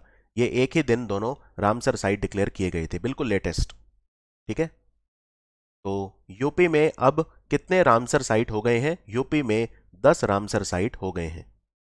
तो 10वां कौन सा है? 10वां है बखीरा वन्य अभ्यारण्य, संत कबीरनगर जिले में। और अगर मैं पूछूं 9वां कौन सा था, तो 9वां था हैदरपुर, हैदरपुर झील। हैदरपुर झील जो है, हैदरपुर लेक, ये था 9वां। अब अगर आपसे सवाल पूछा जाए ये हैदरपुर झील कहाँ पे है, तो क्या आंसर है? ये बेसिकली हैदरपुर झील ये हस्तिनापुर वन्य अभ्यारण्य का हिस्सा है। हस्तिनापुर वाइल्ड लाइफ सेंचुरी जो है मुजफ्फरनगर और बिजनौर के बॉर्डर पे आप कह सकते हैं, वहां पे है हैदरपुर। ठीक है, जो बिजनौर बैरेज आपने देखा होगा वहां पे मुजफ्फरनगर जिला और बिजनौर जिला दोनों में फैला हुआ है Haiderpur wild life sanctuary. Haiderpur झील जो कि हस्तिनापुर वाइल्ड लाइफ सेंचुरी का हिस्सा है। आपको बता दूं, हस्तिनापुर वाइल्ड लाइफ सेंचुरी एक बहुत ही खास कारण से न्यूज में था कि यूपी का पहला डॉल्फिन रिजर्व यहां पे बना है। डॉल्फिन को बचाने के लिए यूपी का पहला dolphin reserve Hastinapur wild life sanctuary में ही बना है। और भारत की सरकार ने अभी अभी यह भी अनाउंस करा है कि 5 अक्टूबर का जो दिन है वो राष्ट्रीय डॉल्फिन दिवस के रूप में मनाया जाएगा, नेशनल डॉल्फिन डे। क्या यूपी में कोई डॉल्फिन मिलती है? यूपी में आपको जो गैंगेटिक डॉल्फिन है वो जरूर मिलेगी। गैंगेटिक डॉल्फिन गंगा और चंबल नदी में पाई जाती है। गैंगेटिक डॉल्फिन गंगा और चंबल नदी 2 जगह पे मेनली मिलती है। इनफैक्ट एक national Chambal wild life sanctuary है यूपी, एमपी और राजस्थान 3 जिलों के बॉर्डर पे, वहां पे national Chambal wild life sanctuary भी है। और यूपी में 10 रामसर साइट कौन से हैं, तो वो यहां पे मैंने लिख दिया है। अपर गंगा रिवर, ब्रजघाट से नरोड़ा तक का जो गंगा नदी का स्ट्रेच है, नवाबगंज पक्षी विहार Unnao, Sandi bird sanctuary Hardoi, Samaspur bird sanctuary Raebareli, Saman bird sanctuary Mainpuri, Parvati Arga bird sanctuary Gonda, Sarsai Nawar झील इटावा, सुर सरोवर लेक या कीथम लेक आगरा, हैदरपुर झील और अब बखीरा वाइल्ड लाइफ सेंचुरी संत कबीर नगर। अभी अभी जो पुरातत्व विभाग है, आर्कियोलॉजिकल डिपार्टमेंट है, उन्होंने 45 लाख रुपए अलॉट करे हैं मनी पर्वत के रेस्टोरेशन के लिए। यानी उत्तर प्रदेश में जो मनी पर्वत नाम की जगह है उसको एक और बेहतर तीर्थ स्थल के रूप में विकसित किया जाएगा। आपको बताना है मनी पर्वत कहां पे है। तो मनी पर्वत 65 फुट की ऊंचाई पे है और ऐसा माना जाता है कि ये उस पहाड़ी का हिस्सा है जहां से भगवान हनुमान ने संजीवनी बूटी ली थी। ठीक है, तो ये ध्यान रखिए। और अयोध्या में है ये, यानी अयोध्या जिला, वहां पे है ये मनी पर्वत। अब इसको और ज्यादा अच्छे से एक तीर्थ स्थल के रूप में विकसित किया जाएगा और पुरातत्व विभाग 45 लाख रुपए का खर्चा वहां पे करेगा। अभी अभी एक भारत में बना हुआ परफ्यूम है जिसका नाम है विकास खन्ना बाय जिगा राना। यह लॉन्च किया गया न्यूयॉर्क में। तो ये उत्तर प्रदेश के कौन से जिले से आता है ये परफ्यूम? ये मेड इन इंडिया परफ्यूम है और 14 फरवरी 2022 को उत्तर प्रदेश में ये बना हुआ परफ्यूम न्यूयॉर्क में डिस्प्ले किया गया था आज़ादी का अमृत महोत्सव के तहत। ठीक है, तो इस परफ्यूम का नाम है विकास खन्ना बाय जिगा राना और ये कन्नौज से आता है। कन्नौज वैसे भी परफ्यूम कैपिटल आप इसे बोल सकते हैं। कन्नौज के जो परफ्यूम हैं वो बहुत ज़्यादा मशहूर हैं। ठीक है। और ये जो आज़ादी का अमृत महोत्सव है ये कब शुरू हुआ था? ये 12 मार्च 2021 को शुरू हुआ था। कहाँ से? ये हुआ था साबरमती आश्रम, अहमदाबाद से शुरू प्रधानमंत्री मोदी ने किया था और 75 हफ्तों तक चलेगा। तो 75 हफ्ते बाद है 15 अगस्त 2022, जब हमारी आज़ादी के 75 साल पूरे हो जाएंगे। तो आज़ादी का अमृत महोत्सव जो है ये 75 वीक्स के लिए शुरू किया गया था। और आज़ादी का अमृत महोत्सव शुरू कहाँ से हुआ था? तो ये हुआ था साबरमती आश्रम से। साबरमती आश्रम कौन सी नदी के किनारे है? साबरमती नदी के किनारे ये है और गुजरात में है। यहाँ पे महात्मा गांधी का निवास भी था, महात्मा गांधी जी वहां रहा भी करते थे। तो आई होप ये क्लियर होगा। ये 12 मार्च 2021 से शुरू हुआ था। अभी अभी एक देसी सर्च इंजन बनाया है भारत टेक कंपनी ने। ये छत्रपति शाहू जी महाराज यूनिवर्सिटी कानपुर में इनक्यूबेटेड कंपनी है भारत टेक। इन्होंने एक अपना देसी सर्च इंजन बनाया है। इसका नाम क्या रखा है? इस सर्च इंजन का नाम क्या है? जैसे गूगल एक सर्च इंजन है, बिंग एक सर्च इंजन है माइक्रोसॉफ्ट का, तो इसका नाम रखा है भारत टेक ने भारत सर्च। इसका नाम रखा है भारत सर्च। इनमें से कौन सा संस्थान है, कौन सा हॉस्पिटल है यूपी का जो पहला बना जिसने बच्चों का ऑपरेशन किया रोबोट्स का इस्तेमाल करके? तो ये करके दिखाया Sanjay Gandhi post graduate institute of medical science जो लखनऊ में है। तो आंसर है option D, Sanjay Gandhi post graduate institute of medical science Lucknow. और अगर मैं पूछूं संजय गांधी नेशनल पार्क कहां पे है भारत में? संजय गांधी नेशनल पार्क मुंबई में है। ठीक है, मुंबई में है। इसको संजय दुबरी से कंफ्यूज मत करना। संजय दुबरी नेशनल पार्क जो है मध्य प्रदेश में, उससे कंफ्यूज मत करना। ये संजय गांधी है, वो संजय दुबरी है। बभानी याओ आर्कियोलॉजिकल साइट, बभानी याओ आर्कियोलॉजिकल साइट ये कहां पे है? यहां पे 20 फरवरी 2022 को जो है एक बहुत पुरानी सभ्यता थी, 4000 साल पुरानी, उसकी खुदाई की गई थी जो डिपार्टमेंट ऑफ हिस्ट्री और आर्कियोलॉजी है बनारस हिंदू यूनिवर्सिटी का, उसके द्वारा। तो यहाँ पे एक्सकवेशन की गई थी 2020 में। यहाँ पे एक बहुत पुराना मंदिर भी मिला है और 4000 साल पुराने बर्तन मिले हैं मिट्टी के कुछ, और 2000 साल पुरानी एक दीवार भी पाई गई है। एक बहुत पुराना शिवलिंग भी यहाँ पे पाया गया है। तो ये बभानी याओ जो है ये राजा तालाब तहसील वाराणसी में है। तो आंसर है वाराणसी। उत्तर प्रदेश में जो चुनाव जब हुए, ठीक है, असेंबली इलेक्शन, तो वहां पे एक ग्रीन बूथ सेटअप किया गया था AP Sen PG college UP में। ये कौन से जिले में किया गया? ये उत्तर प्रदेश का पहला ग्रीन बूथ है। ग्रीन बूथ का मतलब यहां पे एकदम जीरो कार्बन उत्सर्जन होगा, जीरो कार्बन एमिशन। ये पूरी तरह से सौर ऊर्जा से चलित था। पहली बार एक ग्रीन बूथ सेटअप किया गया था एपी सेन पीजी कॉलेज, और ये लखनऊ में है। तो आंसर है लखनऊ। प्रधानमंत्री नरेंद्र मोदी ने 100 साल पूरे हुए अभी अभी किस चीज के? इनकी सेलिब्रेशन हुई थी 100 साल पूरे होने पे, उनको अटेंड किया गोरखपुर में यूपी में, और एक डाक टिकट भी जारी करी। तो ये चौरी चौरा जो कांड हुआ था, चौरी चौरा इंसिडेंट बोलते हैं, चौरी चौरा गोरखपुर, वहां पे। तो ये इंसिडेंट हुआ था 4 फरवरी 1922 को चौरी चौरा में, जो गोरखपुर जिले में आता है, जब कुछ आंदोलन कार्यकर्ताओं ने जो नॉन कॉपरेशन मूवमेंट में भाग ले रहे थे एक पुलिस स्टेशन जला दिया था। और इस हिंसक कांड के बाद गांधी जी ने जो नॉन कॉपरेशन मूवमेंट था उसको तुरंत वापस ले लिया था, क्योंकि उसमें काफी सारे जो पुलिस वाले थे वो मारे गए थे। तो चौरी चौरा इंसिडेंट के 100 साल पूरे हुए, क्योंकि 4 फरवरी 1922 को हुआ था और 4 फरवरी 2022 को इसके 100 साल पूरे हुए। उत्तर प्रदेश में कौन सा इंस्टीट्यूट है जिसने बायोडिग्रेडेबल नैनो पार्टिकल बनाए हैं जिन्हें केमिकल आधारित कीटनाशकों के स्थान पर इस्तेमाल किया जा सकता है, क्योंकि ये बैक्टीरिया और फंगल इलनेस से बचाएंगे। कीटनाशकों की जगह उनके विकल्प के तौर पे यूज किया जा सकता है। ये आईआईटी कानपुर ने विकसित करे हैं। आईआईटी कानपुर। बायोडिग्रेडेबल मतलब होता है अपघटनशील, जो पर्यावरण का हिस्सा बन जाता है, अपने कणों में वापस टूट जाता है। केन और बेतवा नदी को अभी अभी जोड़ा जा रहा है। ये कौन से दो राज्यों को इससे फायदा होगा? तो याद रखिए बुंदेलखंड को फायदा होगा मेनली केन और बेतवा के जोड़े जाने से। इसमें केन नदी का जो पानी है वो बेतवा में जाएगा, ये भी आपको पता होना चाहिए। और केन और बेतवा ये दोनों ही नदियां यमुना की सहायक नदियां हैं। एक क्वेश्चन ये भी आ सकता है कि केन और बेतवा नदी को जोड़े जाने से कौन सा राष्ट्रीय उद्यान है उसे नुकसान होगा, तो वो है पन्ना टाइगर रिजर्व, जो पन्ना जिले में है मेनली। पन्ना टाइगर रिजर्व, पन्ना जिला मध्य प्रदेश में है ये। यहाँ पे हीरों की खदानें भी हैं जिन्हें मझगवां माइंस बोलते हैं। तो 13 जिले हैं मध्य प्रदेश और उत्तर प्रदेश के जिन्हें फायदा होगा, जिनमें पन्ना, छतरपुर, दामोह, टीकमगढ़, निवाड़ी, सागर, रायसेन, विदिशा और दतिया मध्य प्रदेश के हैं। और यूपी के कौन कौन से हैं?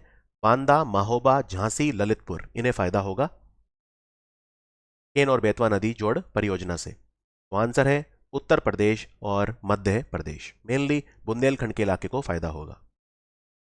अभी अभी इनमें से कौन से प्रसिद्ध साहित्यकार हैं लखनऊ से जिनका निधन हो गया?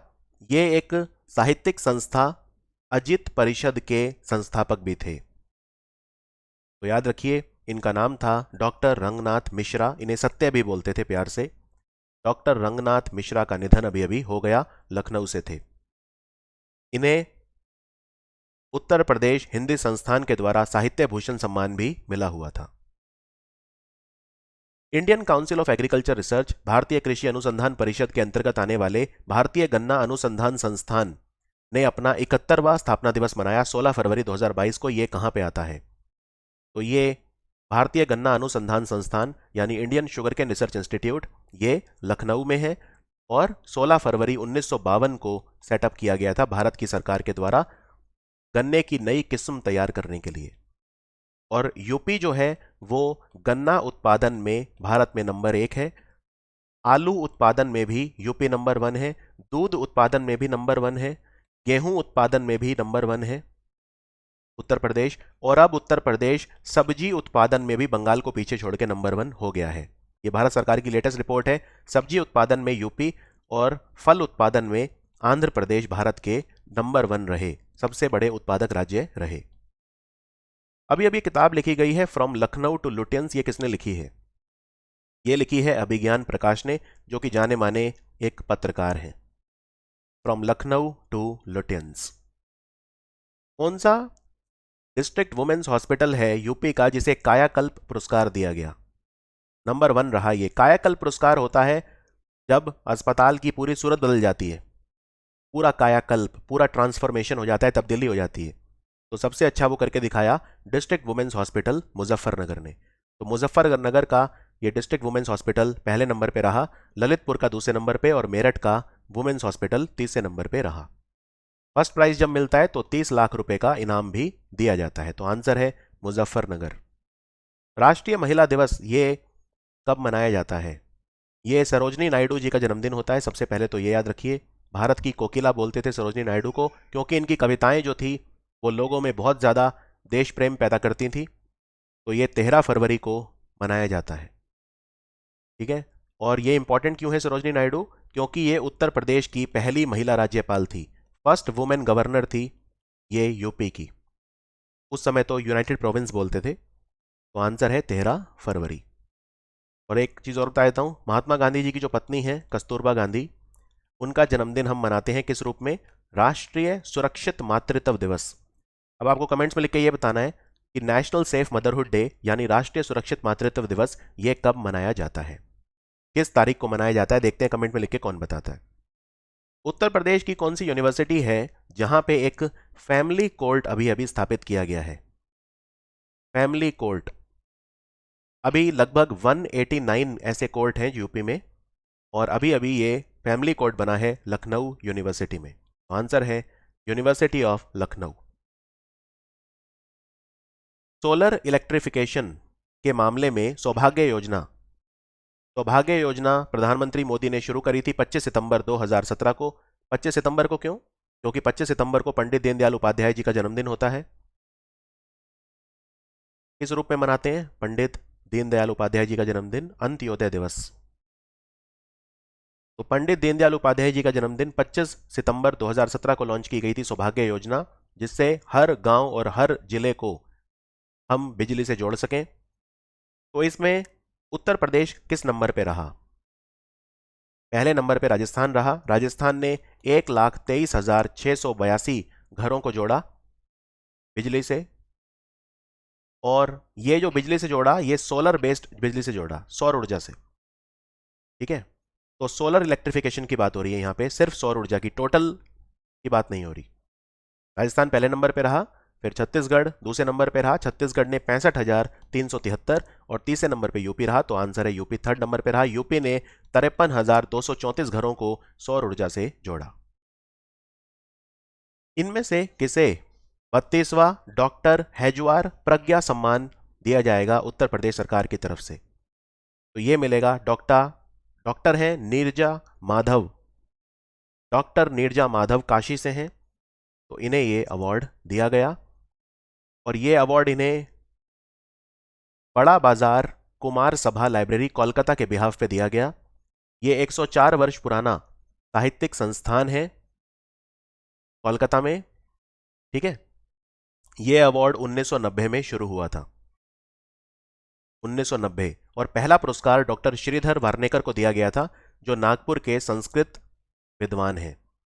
और इस बार यह दिया गया बड़ा बाजार कुमार सभा लाइब्रेरी कोलकाता की तरफ से डॉक्टर नीरजा माधव को, जो काशी से हैं।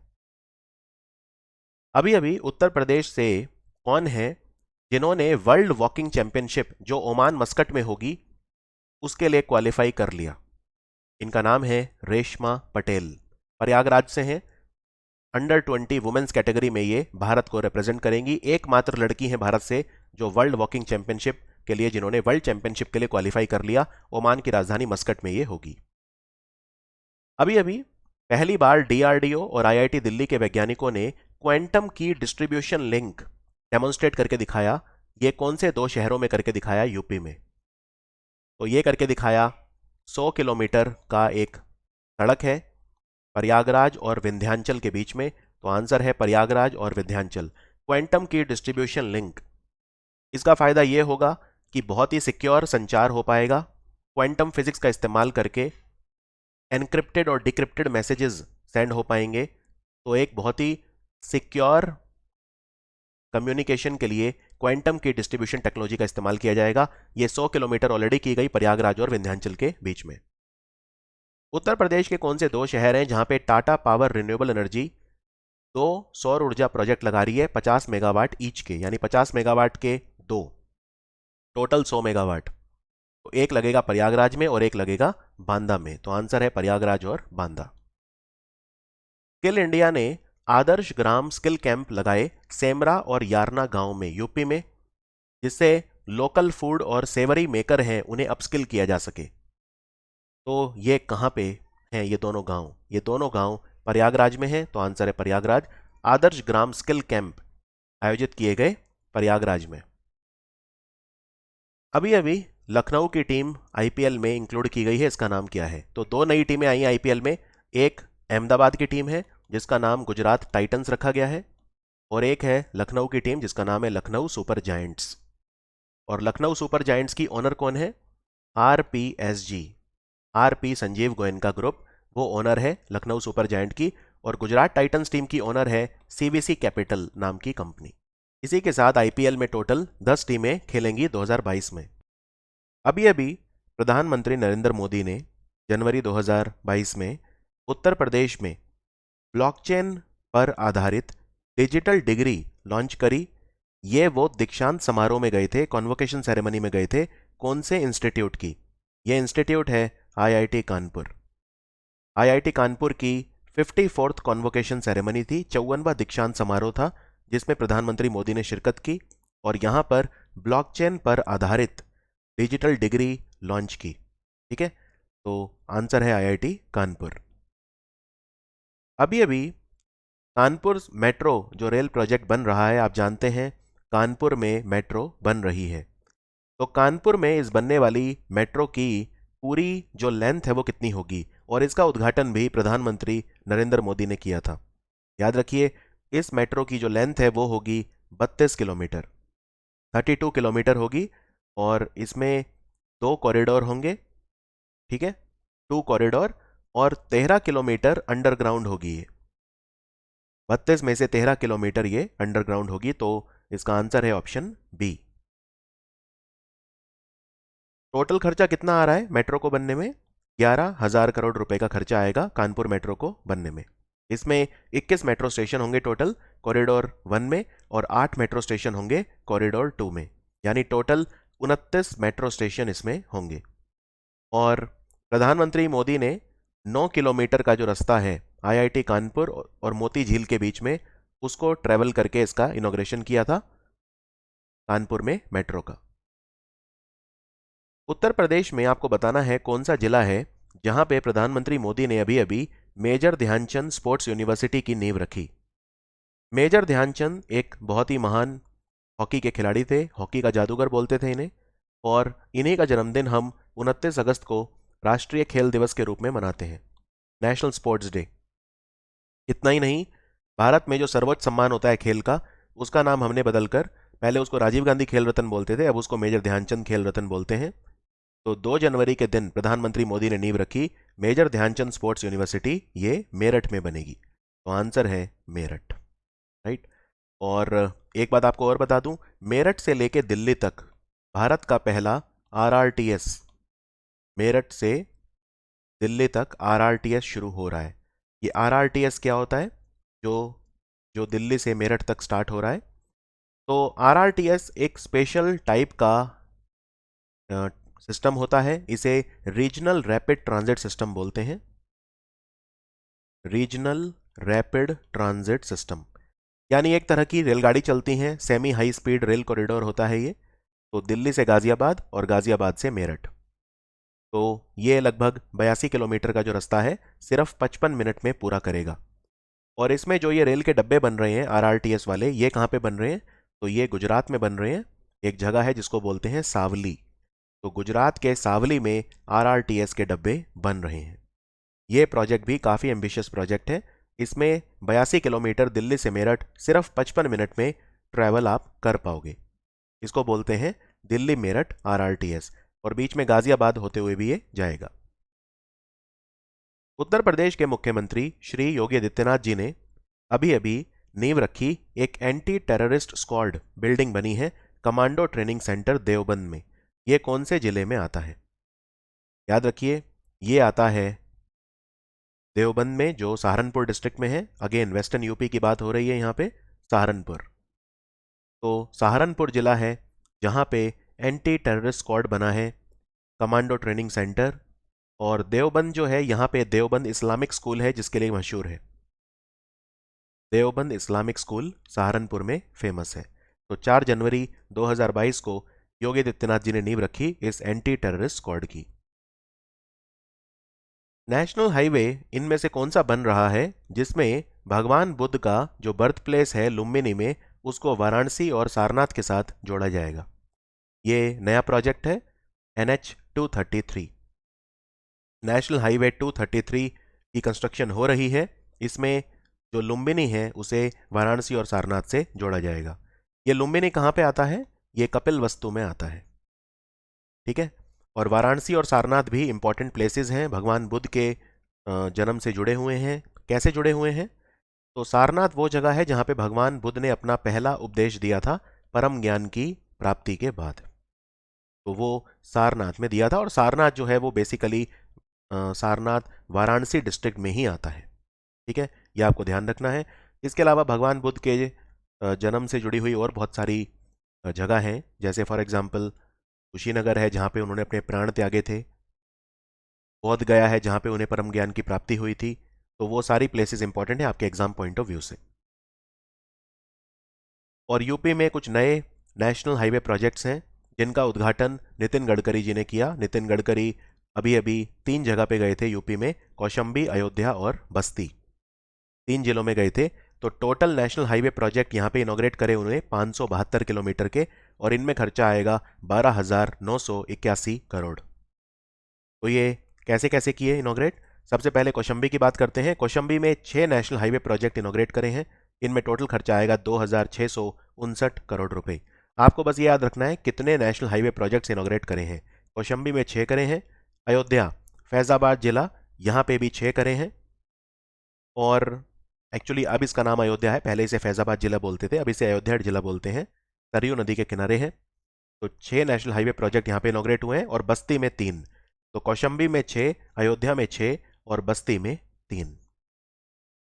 उत्तर प्रदेश में राम वन गमन मार्ग बन रहा है, तो आपको बताना है इसकी टोटल लेंथ कितनी होगी। राम वन गमन मार्ग, याद रखिए इसकी टोटल लेंथ होगी 132 किलोमीटर और इसमें सरकार खर्चा करेगी 3300 करोड़। तो आंसर है 132 किलोमीटर। और अगर आपसे पूछें कि राम वन गमन मार्ग जो है वो कहां से कहां तक बनेगा, राम वन गमन मार्ग कहां से कहां तक बनेगा, तो ये अगेन एक बहुत इंपॉर्टेंट क्वेश्चन है। राम वन गमन मार्ग बनेगा, मैं यहाँ पे डायग्राम में दिखाता हूँ, प्रतापगढ़ से शुरू होगा, फिर प्रयागराज जाएगा, फिर कौशंबी और फाइनली चित्रकूट। यानी प्रतापगढ़ से लेकर चित्रकूट, प्रतापगढ़ से चित्रकूट। अगर आप थोड़ा और डीप जाना चाहते हैं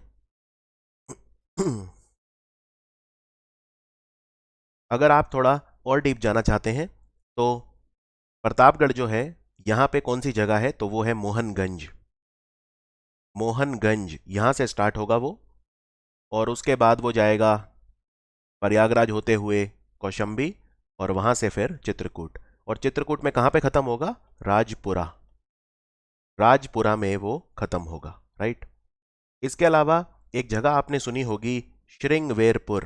श्रृंगवेरपुर धाम कहाँ पे है, तो श्रृंगवेरपुर जो धाम है वो प्रयागराज में है, राइट। तो ये श्रृंगवेरपुर भी जाएगा, यानी जब ये प्रयागराज जाएगा तो वहाँ पे श्रृंगवेरपुर में जाएगा। तो स्टार्ट होगा ये प्रतापगढ़ से, फिर प्रयागराज, श्रृंगवेरपुर, फिर कौशंबी और फाइनली चित्रकूट में खत्म होगा राजपुरा, और शुरू होगा ये प्रतापगढ़ में मोहनगंज से। रामवन गमन मार्ग जो बन रहा है ये कौन से नेशनल हाईवे का पार्ट होगा, तो ये भी अच्छा सवाल है, ये डायरेक्ट क्वेश्चन है। ये नेशनल हाईवे नंबर है 731A। 731A। रामवन गमन मार्ग 4 फेजेस में बनेगा, ठीक है, टोटल 4 फेजेस में बनेगा। ये इसका एग्जैक्ट रूट है जो यहाँ पे लिखा हुआ है, और नेशनल हाईवे नंबर होगा 731A। टोटल 44 रिलीजियस साइट्स हैं रामवन गमन मार्ग में, जिनका संबंध भगवान राम के जीवन से कहीं ना कहीं है। तो टोटल 44 रिलीजियस साइट्स को ये आपस में जोड़ेगा। नितिन गडकरी जी जो हैं वो अभी अभी श्रृंगवेरपुर धाम गए थे, वहां पे उन्होंने नींव रखी। एक 6 लेन 1200 मीटर लंबा ब्रिज बन रहा है गंगा नदी पे। तो आपको बताना है श्रृंगवेरपुर कहाँ पे है। श्रृंगवेरपुर प्रयागराज में है, तो आंसर है ऑप्शन सी। और ऐसा माना जाता है कि जब भगवान राम गंगा नदी को क्रॉस कर रहे थे तो उन्होंने श्रृंगवेरपुर में उसे क्रॉस किया था, सीता माता और लक्ष्मण के साथ। इनफैक्ट श्रृंगवेरपुर का जो मेंशन है वो रामायण में भी है, जहां पे उसे निषाद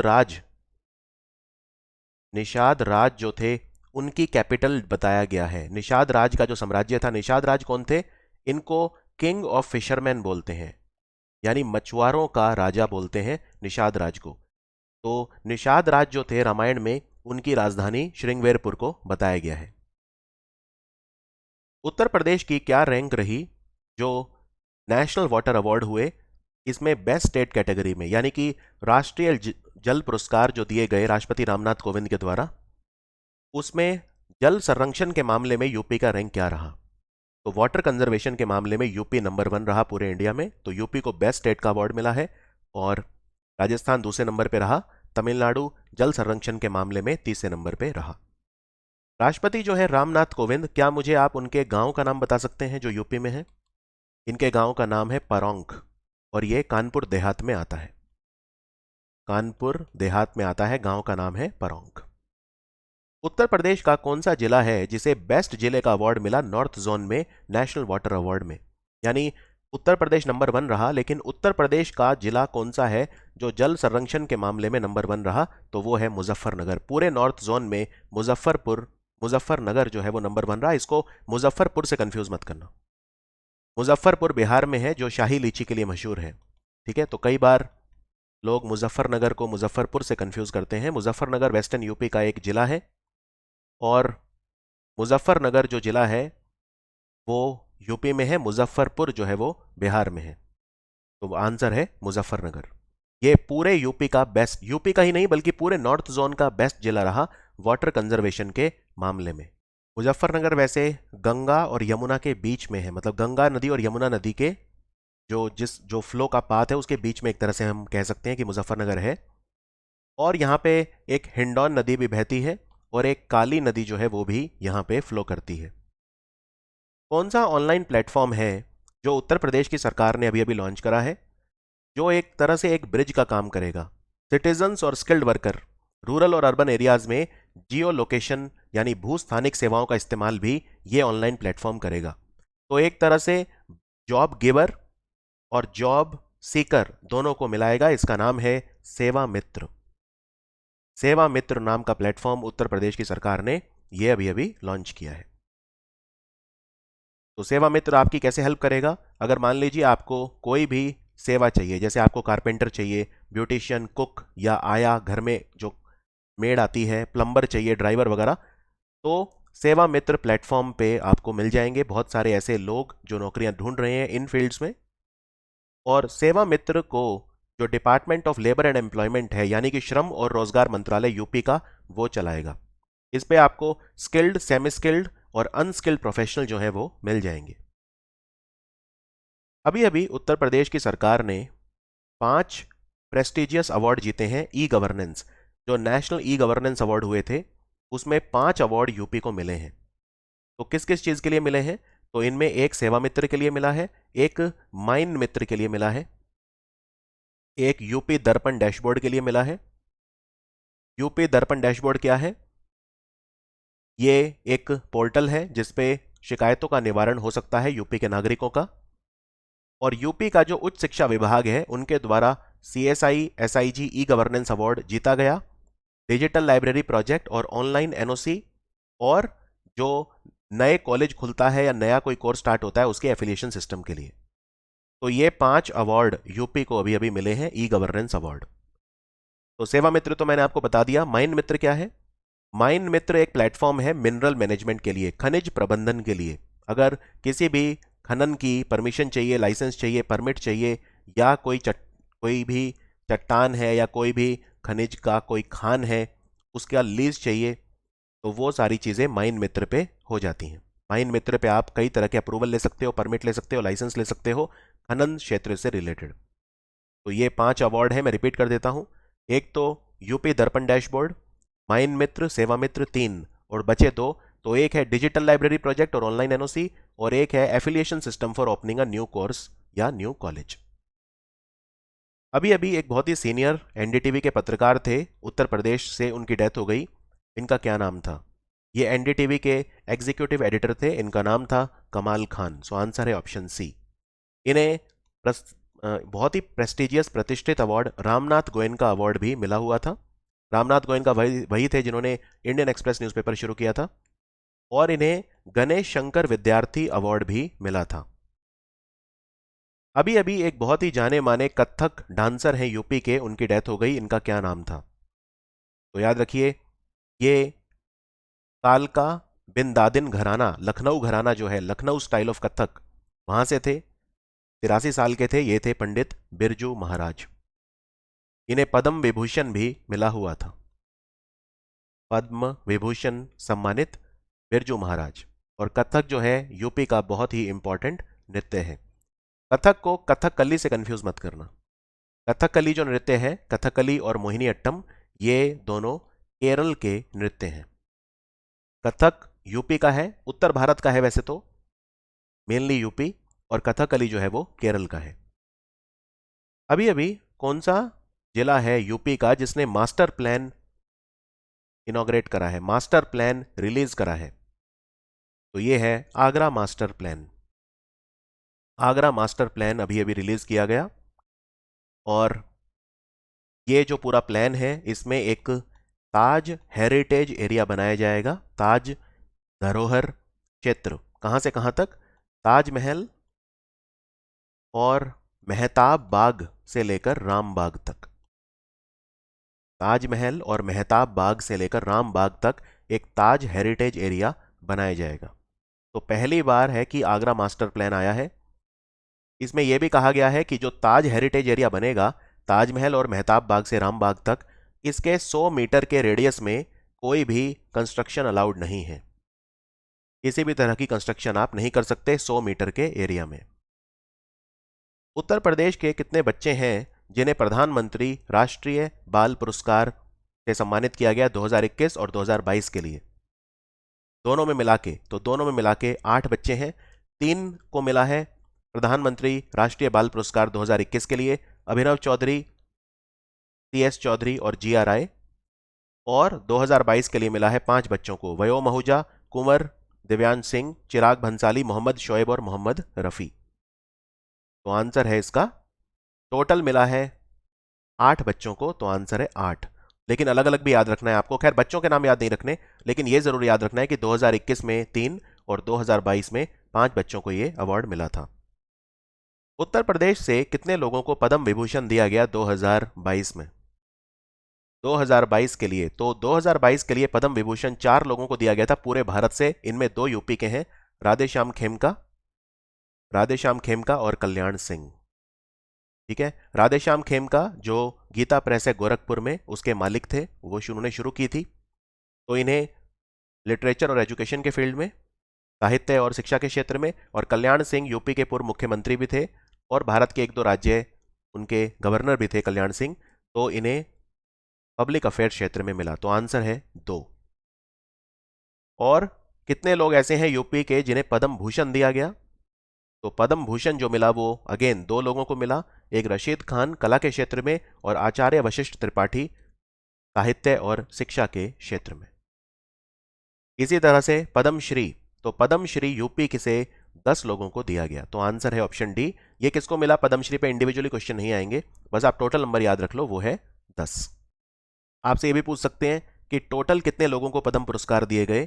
तो 4 लोगों को पद्म विभूषण दिया गया, 17 लोगों को पद्म भूषण और 107 लोगों को पद्मश्री। टोटल 128 लोगों को पद्म पुरस्कार पूरे भारत में दिए गए 2022 के लिए। और पद्म विभूषण जिनको मिला है 4 लोगों को, इनके नाम आपको पता होने चाहिए। 2 मैंने आपको बता दिए, राधेश्याम खेमका और कल्याण सिंह। इसके अलावा जनरल बिपिन रावत, भारत के पहले चीफ ऑफ डिफेंस स्टाफ, और प्रभा अत्रे जो है महाराष्ट्र से हैं, इन्हें कला के क्षेत्र में दिया गया। और ये यूपी के वो 10 लोग मैंने लिख दिए हैं वैसे जिन्हें पद्मश्री मिला, इनके नाम आप चाहें तो यहां पे देख सकते हैं। उत्तर प्रदेश से कितने IPS अफसर हैं जिन्हें पुलिस मेडल मिला गैलेंट्री के लिए? पुलिस मेडल फॉर गैलेंट्री जिन्हें दिया गया, तो ये भी राष्ट्रपति के द्वारा दिया जाता है। तो ये मिला प्रशांत कुमार को। प्रशांत कुमार ADG हैं लॉ एंड ऑर्डर यूपी, उन्हें ये रिपब्लिक डे के दिन दिया गया पुलिस मेडल फॉर गैलेंट्री। तो आंसर है प्रशांत कुमार। और यूपी से कितने पुलिस वाले हैं जिन्हें presidents police medal for distinguished service मिला? तो यूपी से 5 पुलिसमैन हैं जिन्हें presidents police medal for distinguished service दिया गया। इनके नाम यहां पे लिख दिए गए हैं, टोटल इनकी संख्या है 5। और अगर मैं रिपब्लिक डे पर बात करूं तो टोटल पूरे इंडिया से 939 पुलिसमैन हैं जिन्हें गैलेंट्री मेडल या सेवा पदक दिए गए। इनमें टोटल 79 यूपी से हैं। तो 79 में मैंने आपको presidents police medal for gallantry बता दिया, एक को मिला, और ये एक कौन है? ये है Prashant Kumar. President's police medal for gallantry बोलते हैं इसे, PMG। President's police medal for distinguished service 5 लोगों को मिला, जिनके नाम यहां पे लिखे हैं, विजय प्रकाश, श्रीपति मिश्रा, सुशील पांडे, मिश्री लाल शुक्ला और KC मिश्रा। और बाकी 73 जो हैं इन्हें मिला police medal for meritorious service. ठीक है, तो टोटल यूपी से 79 थे आउट ऑफ 939 जो पूरे इंडिया से थे। उत्तर प्रदेश का कौन सा शहर है जो शंघाई सहयोग संगठन की कल्चरल और टूरिज्म कैपिटल के तौर पे नॉमिनेट किया गया है? तो ये है वाराणसी यानी काशी। शंघाई सहयोग संगठन का हेडक्वार्टर बीजिंग में है और टोटल 9 कंट्रीज इसके मेंबर हैं। 9th कंट्री जो इसका मेंबर बना है वो है ईरान। तो पहले 8 कंट्री इसके मेंबर थे, लेकिन अब 9 कंट्री इसके मेंबर हैं। शंघाई सहयोग संगठन। कौन कौन से कंट्री मेंबर हैं इसके? China, India, Kazakhstan, Kyrgyzstan, Pakistan, Russia, Tajikistan, Uzbekistan और अब ईरान भी। इंडिया और पाकिस्तान इसके मेंबर 2017 में बने थे। ठीक है, तो आंसर है वाराणसी। कौन सी योजना है जो उत्तर प्रदेश की सरकार ने शुरू करी है? इसमें जो लोग हैं उन्हें ट्रेनिंग दी जाएगी विभिन्न क्षेत्रों में, जैसे basket weaver, potter, blacksmith, mason tailor, यानी कपड़े सिलना, हस्तशिल्प बनाना, पॉटरी वगैरह करना, मिट्टी के बर्तन बनाना, जैसे इस तरह की ट्रेनिंग। तो इसका नाम है विश्वकर्मा श्रम सम्मान योजना। विश्वकर्मा श्रम सम्मान योजना। अगर कोई बाल काटने की ट्रेनिंग लेना चाहता है, बार्बर बनना चाहता है, हॉकर बनना चाहता है, जूते ठीक करना यानी कॉबलर, गोल्ड स्मिथ, लुहार या कुछ इस तरह का काम करना चाहता है, सुनार बनना चाहता है, black Smith, gold Smith, hawker, रेहड़ी लगाना चाहता है, कोई किसी ठेला लगाना चाहता है, तो ये सबकी ट्रेनिंग मिलेगी। और ये ट्रेनिंग 6 दिन चलेगी और पूरा खर्चा सरकार उठाएगी। ठीक है, इतना ही नहीं, 25% तक का लोन भी सरकार इन्हें दिलाएगी, जिससे वो अपना छोटा मोटा कोई काम कर सके। तो फाइनेंशियल असिस्टेंस भी देगी सरकार और 25% तक लोन भी उन्हें दिया जाएगा काम शुरू करने के लिए, और 6 दिन की ट्रेनिंग फ्री पूरी सरकार की तरफ से मिलेगी। विश्वकर्मा श्रम सम्मान योजना। एक जिला एक उत्पाद योजना के तहत यूपी में आप जानते हैं एक जिला एक उत्पाद योजना चल रही है। तो इसमें PM formalisation of micro food processing enterprise scheme के तहत यूपी का कौन सा प्रोडक्ट है जो अभी अभी अप्रूव किया गया है? तो ये है ब्रांड मधु मंत्र। ब्रांड मधु मंत्र, और ये बेसिकली शहद है। कहाँ का? सहारनपुर का। सहारनपुर का शहद जिसको मधु मंत्र के नाम से बेचा जाएगा, ये ब्रांड बनाया गया है एक जिला एक उत्पाद PM formalisation of micro food processing enterprise scheme के तहत। यानी हम इसमें क्या करेंगे? हम औपचारिकरण करेंगे जो सूक्ष्म खाद्य प्रसंस्करण इकाइयां हैं उनकी, तो उनकी मार्केटिंग करेंगे और उनकी ब्रांडिंग करेंगे। तो इसमें सहारनपुर जो है वहां का जो शहद है उसे मधु मंत्र के नाम से बेचा जाएगा। और ये काम कौन करता है? ये करती है ministry of food processing industry, और इसमें साथ दे रहा है इनका नाफेड। और कौन कौन से ब्रांड हैं जो अभी अभी अप्रूव किए गए हैं? जैसे मधु मंत्र शहद सहारनपुर का है, इसके अलावा कश्मीरी मंत्र वहाँ का एक मसालों का ब्रांड है कुलगाम जम्मू कश्मीर का। राजस्थान के कोटा का कोरिएंडर यानी धनिया कोरी गोल्ड ब्रांड के नाम से बेचा जा रहा है। गुड़गांव हरियाणा यानी गुरुग्राम, यहाँ का अमृत फल आंवला जूस अमृत फल के नाम से बेचा जा रहा है। इतना ही नहीं, गेहूं की बिस्किट हैं दिल्ली बेक्स के नाम से, और महाराष्ट्र के थाने का ब्रांड है सोमदाना। तो ये बेसिकली सोमदाना जो है ये मिलेट्स है एक तरह का। ठीक है, तो ये सारे ब्रांड तैयार किए गए हैं 6, इनमें से एक यूपी का है, वो है सहारनपुर का शहद। उत्तर प्रदेश का कौन सा संस्थान है, इंस्टीट्यूट है, जिसने दुनिया का सबसे एडवांस्ड आर्टिफिशियल हार्ट बनाया है, जिसका नाम है हृदय यंत्र? हृदय यंत्र किसने बनाया है? तो ये आईआईटी कानपुर ने बनाया है। तो आंसर है आईआईटी कानपुर। आईआईटी कानपुर का जो school of medical research and technology है एसएमआरटी, उनके द्वारा ये बनाया गया है हृदय यंत्र। ये दुनिया का सबसे एडवांस्ड आर्टिफिशियल हार्ट, जिसको हम लेफ्ट वेंट्रिकुलर असिस्ट डिवाइस बोलते हैं, वो है आईआईटी कानपुर के द्वारा।